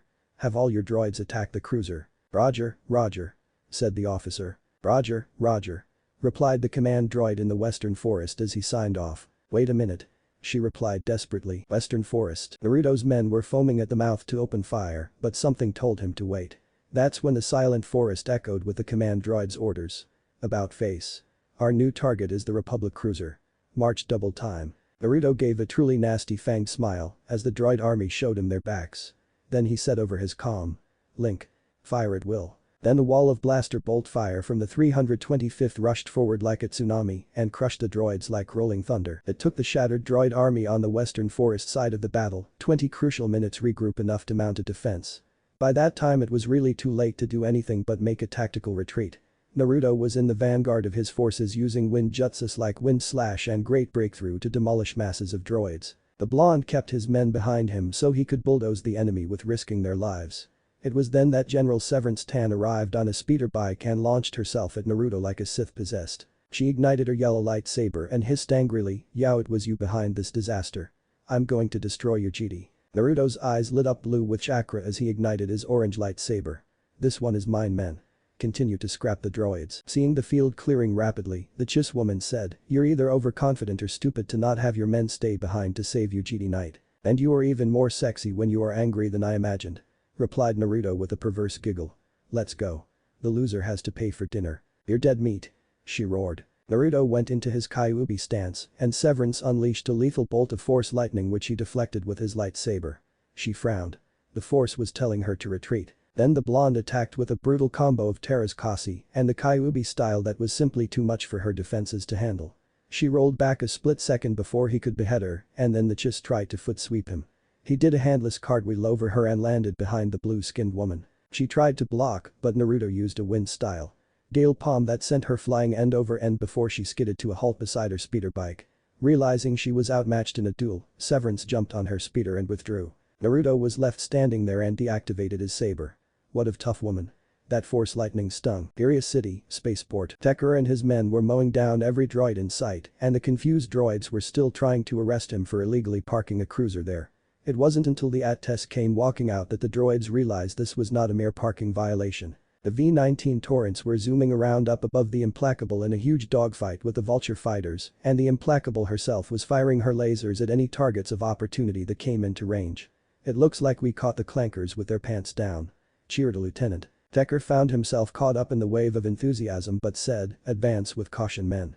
We are street fighting, so fight from hard cover." Having trapped what few Cis armored assault tanksy there were between the buildings, Tekker and his men were able to pick them off piecemeal while focusing their larger attacks against the droid infantry.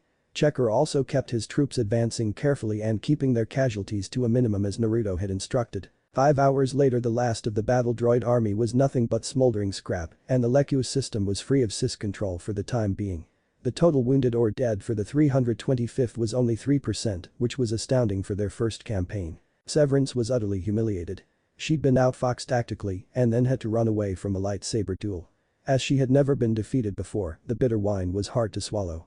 It would only be a matter of time before she was captured, so General Tan got in her personal ship and left the idiotic droids to their fate. She jumped out of the system and into hyperspace mere minutes later, cursing the whole way. Republic reinforcements in the form of a task group of 3 acclimators, a Venatorjan their escorts arrived 2 days later loaded for bear.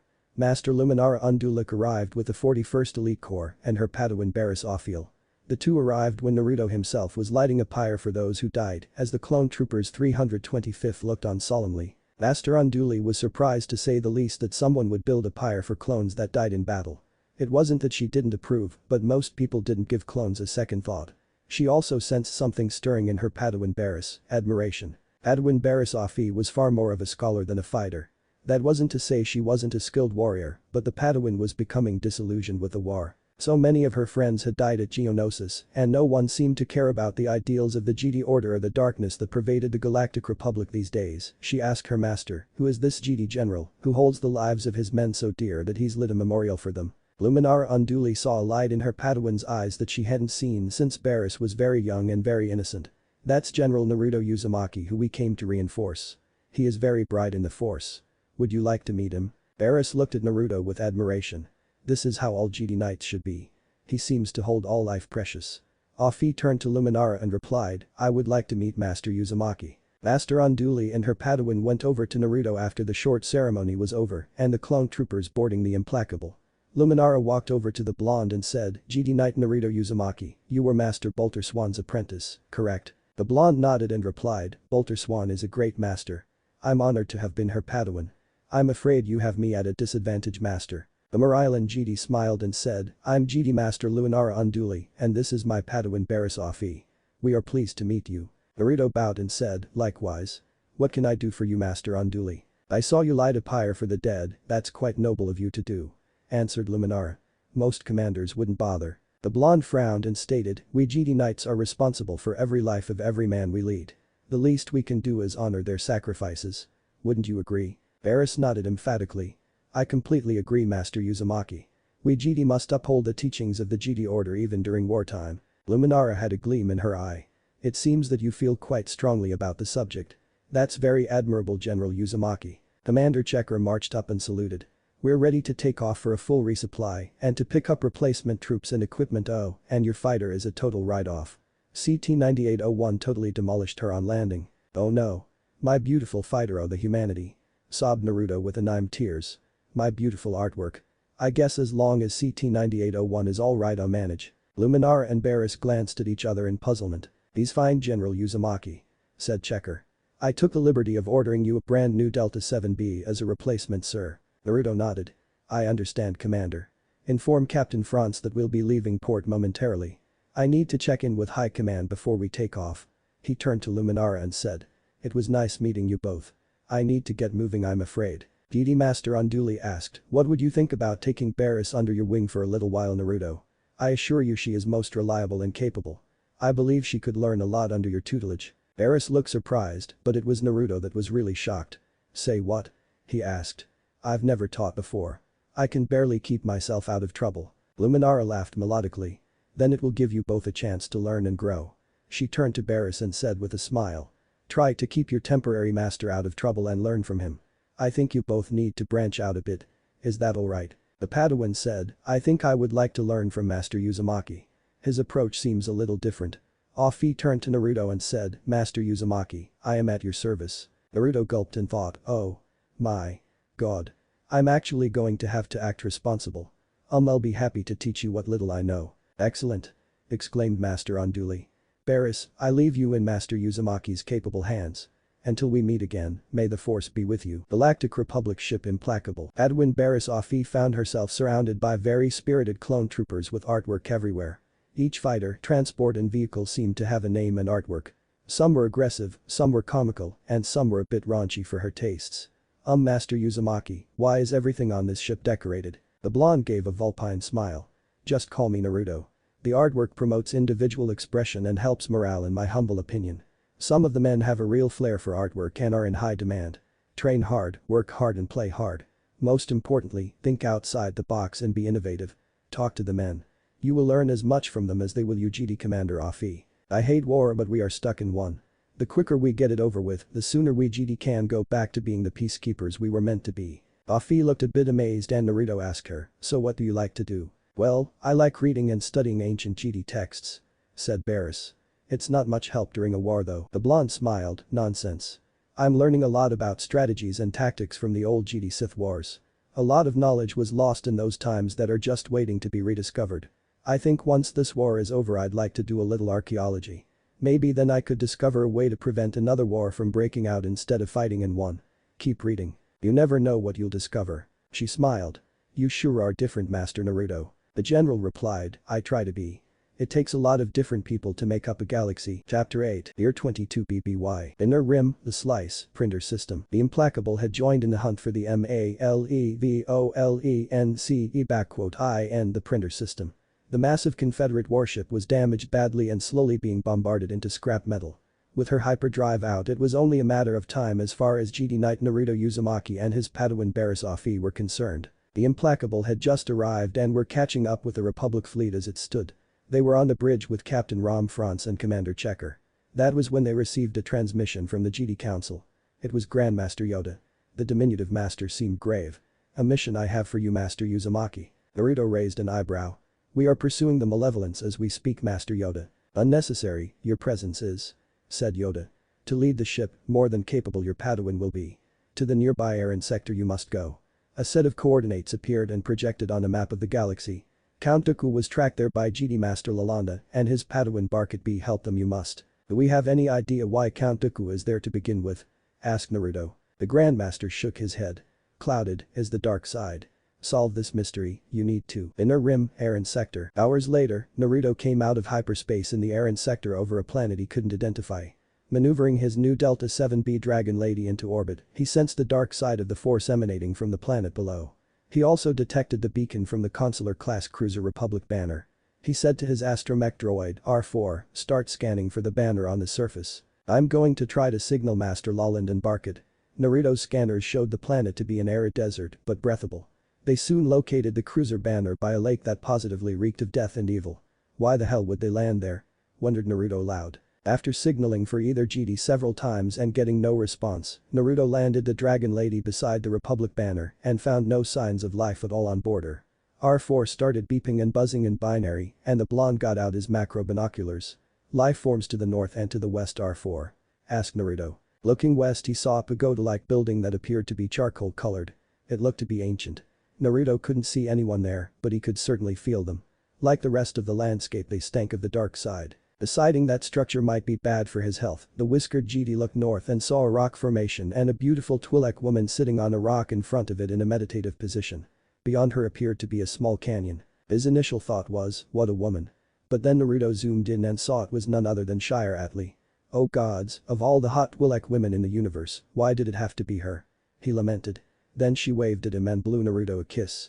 He turned to R4 and said, keep the ship on standby. I'm going to go talk to her. Hearing the droid whine he said, I don't like it here either. Naruto trudged over to Shire and she greeted him enthusiastically. Hey there sexy. She said with a smile. I was hoping you'd come. Sadly there isn't a decent place to shack up in the system. The blonde sweat dropped. What are you doing here Shire? I can't imagine you would want to be here even if you do embrace the dark side. This place reminds me of Korriban. Her smile faded. This is an old Sith world like Korriban. It's called Ambria.d. I'm here serving as a lookout for Lord Tyrannus. It's lonely. So Dooku is here. Said Naruto with a frown. 2 Jedi Knights were pursuing him. Shire pointed west to the pagoda. Those two went to the old Sith monastery over there. They wanted to wipe out the dark side monks. I can't sense them anymore. I doubt they're still alive now. Naruto reached out with the force and felt only pain and suffering echoing from the monastery. Obviously there had been some serious bloodshed. His eyes turned back to Shire who had a bloodthirsty smile. You could crush those monks Naruto. I'm sure they have many secrets just waiting to be taken. Your power is far greater than those 2 Jedi that were here before. It could be fun. Ignoring her suggestion, Naruto asked, why would 2 Jedi do that? It's not a Jedi's place to judge. They were supposed to be after Darth Tyrannus. Naruto heard a whisper-like voice say, because they were weak-minded fools. I sent them that way. Then the voice added sarcastically, my how the Jedi Order has fallen but the Sith are no better. The blonde and Shire looked at each other and then over towards the north behind the beautiful Twi'lek where a small canyon in the rock was. There they both saw a short woman in black robes walking towards them in total silence. She was semi-translucent and was a Force beard. Her hood was up but her eyes blazed blue, making her look eerie with her hood up. She said to the odd pair of Force users, the one who calls himself Darth Tyrannus came here to see me.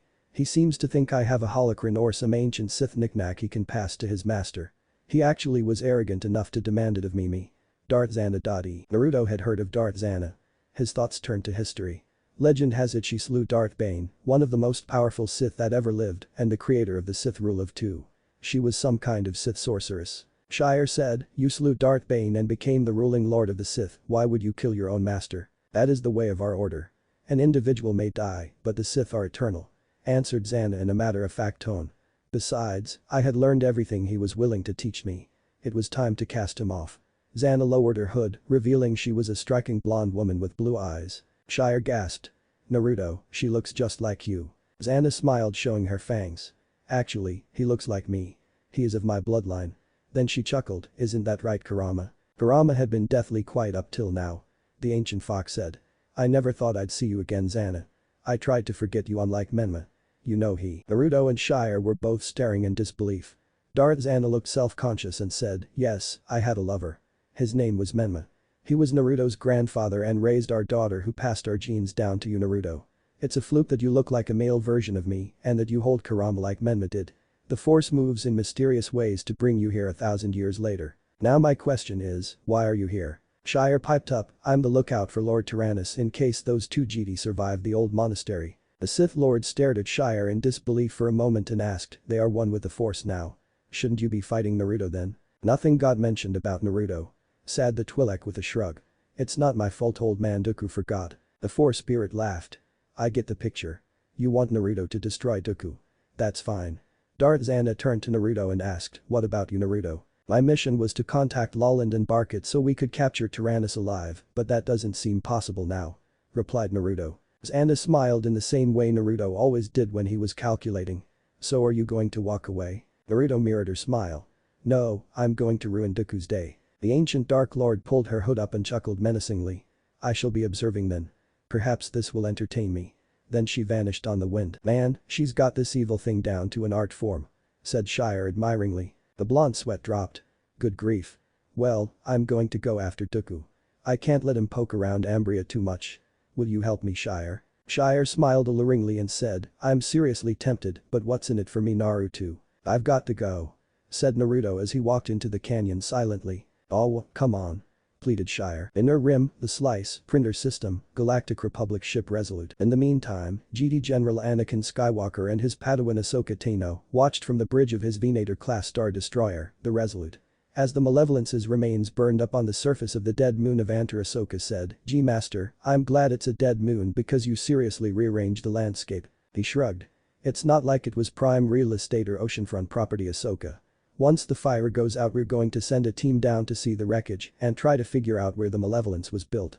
That way we can figure out a way to prevent another one from becoming a threat." Ahsoka smiled. "That's pretty sneaky and sly, Master. Who thought of it?" Skywalker's sweat dropped. "What makes you think I didn't think of it?" She gave him a flat stare. "Because it's the kind of underhanded strategy your friend Master Uzumaki would use. Master Obi-Wan told me you blew the front doors off a building early in the war, well Master Uzumaki picked the lock on the back doors to sneak in. Then Master Kenobi said it was a perfect example of the way you two think." The GD Knight cringed at the reminder. The VIP they were rescuing mistook Anakin for a terrorist and Naruto for an assassin. Obi-Wan managed to calm the poor sap down. Skywalker smiled weakly. "It's just two ways of creative tactics and strategies. Believe it or not, Naruto and I actually make a really good team." Ahsoka looked over at Rex for answers, but the clone commander just laughed. Inner Rim, Aaron Sector, Planet Ambria. It didn't take long for Naruto to traverse the canyon or to find Count Dooku. The fallen GD Master was speaking angrily to Darth Zana who was sitting upon a stone monument that was sandblasted around the edges. Naruto could hear Tyrannus's raised voice, and it looked as if Zana was scolding him like a child. The GD Knight soon got close enough to overhear what was being said. "You owe it to Master Sidious and I to pass down your knowledge of the Force, Lord Zana. It is the way of the Sith Lords," growled Dooku. "I want in that tomb." "What would you know of the way of the Sith, boy?" asked Zana. "I learned from Darth Bane himself. I passed my knowledge on to my apprentice and died at her hands. You are just a doddering old GD with a Sith title. I owe you nothing." Darth Tyrannus retorted. "I'll have you know I'm more powerful than any GD could ever be." Zana's voice turned sinister. "Then prove it. I might teach you something then." She pointed at Naruto standing there. "I believe he will do nicely." Count Dooku turned to Naruto and asked, "How long have you been there, boy?" Naruto smiled eerily like Darth Zana and said, "For a while. You really need to work on your situational awareness, old man." Dooku growled, "Where is Shire?"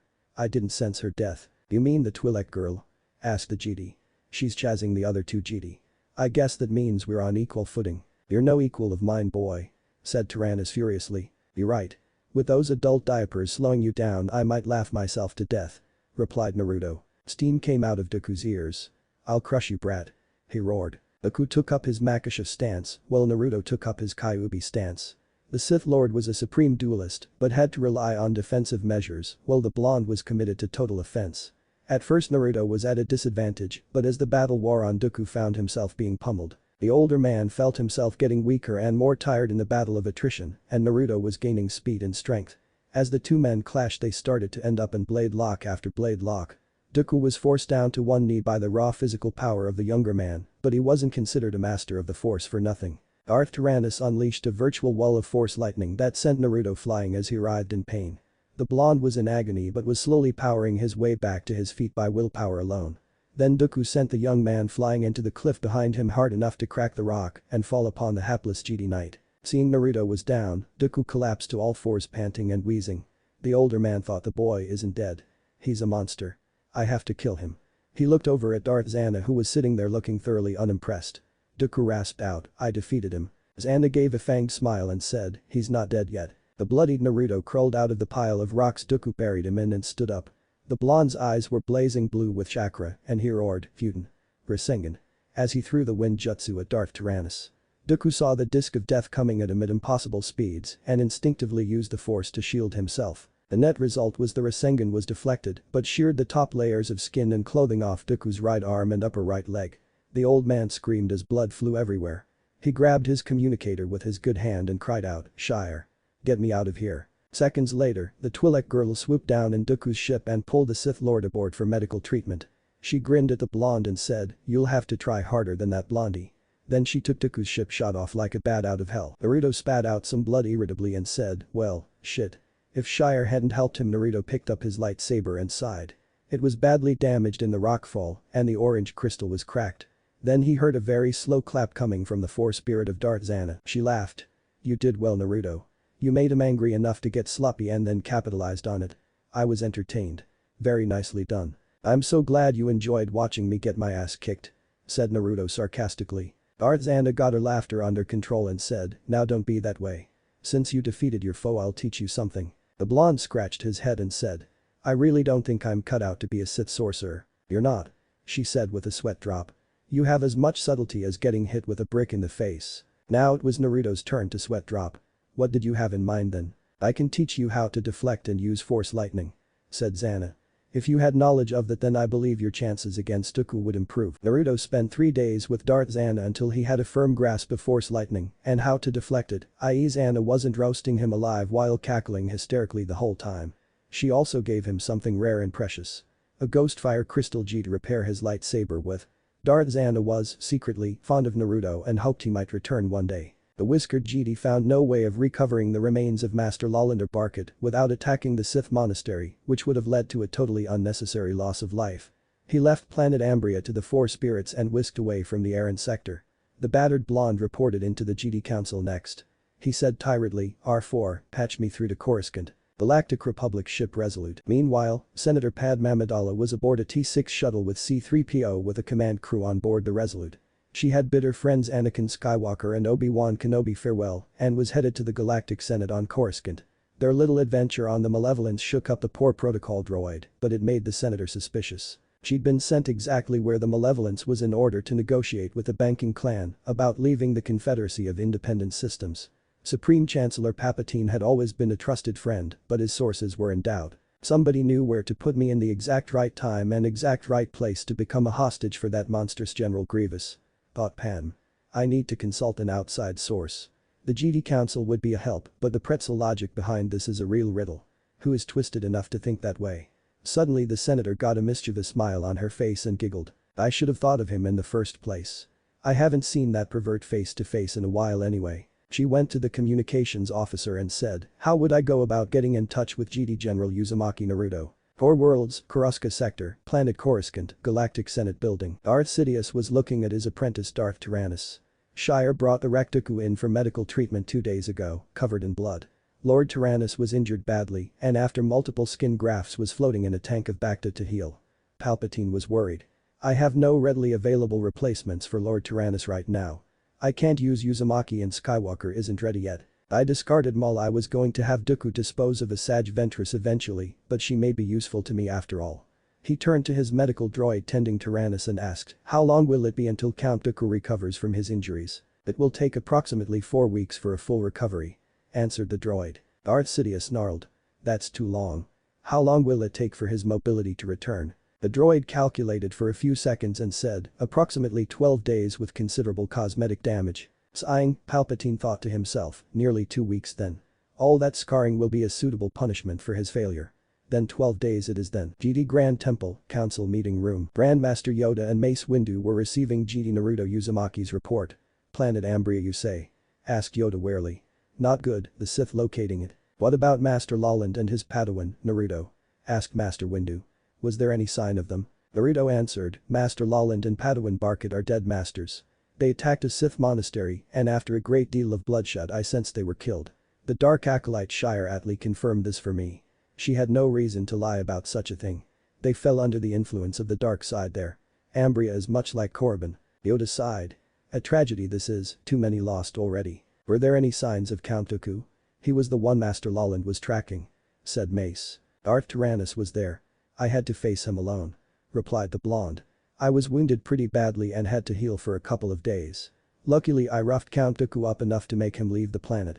Shire Atlee helped him to withdraw. I was too tired and injured to pursue. Master Windu asked, do you have any idea what Count Dooku was doing there to begin with? Naruto sighed. As far as I could tell he was poking around the tomb of Darth Zana looking for artifacts. He left without any due to my interference. More you have to add young Uzumaki? Asked Yoda. I met the Sith spirit of Darth Zana, said Naruto. Both masters' eyebrows rose. I'd like to discuss the matter in person if possible. Yoda said, touched by the dark side. How feel you? The blonde replied. Honestly, I feel fine spiritually. I'm just physically fatigued. It's much like the month I spent on Korriban. I just want to be sure. Wise you are to be cautious, young one, said Yoda sagely. Dark are the days we are experiencing. Mace nodded. Come to Coruscant then, Naruto. We will inform your apprentice of your situation. Thank you, masters, said Naruto. May the force be with you. GD Grand Temple, Medical Center. Naruto arrived on Coruscant early the next day. Seeing the blonde's rather mangled condition, the GD healers immediately dragged the blonde kicking and screaming to the last place in the GD temple he wanted to be, the medical ward. Naruto hated it there and had a record of breaking out that was second to none. The chief GD doctor had him stripped to his underwear and locked down as a result.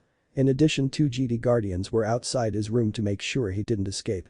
Despite Naruto's attempts to convince the healers he was fine, the blonde was stuck there for the duration. That was when Grandmaster Yoda came in and nearly slipped a disc, laughing at Naruto's expense.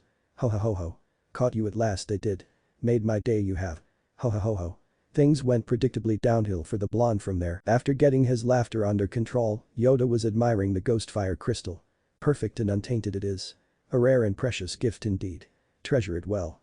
Over the next couple of hours, the diminutive master was listening to Naruto's report and asked questions where appropriate. Finally, Yoda pronounced his judgment. Uncorrupted, your spirit is. Trained you well, she did, if a little roughly. Naruto relaxed a little. I am glad, master. I was concerned about my bloodline. Yoda nodded and said, our origins matter not, what we make of ourselves does. Strong in the force, your family is. What if Naruto was sent into Star Wars? Thanks for watching my video till the end. If you enjoy this content, then do consider subscribing to my channel and leave a like if you guys need the next part. Comment down, and thanks for watching the video and see you guys in the next video.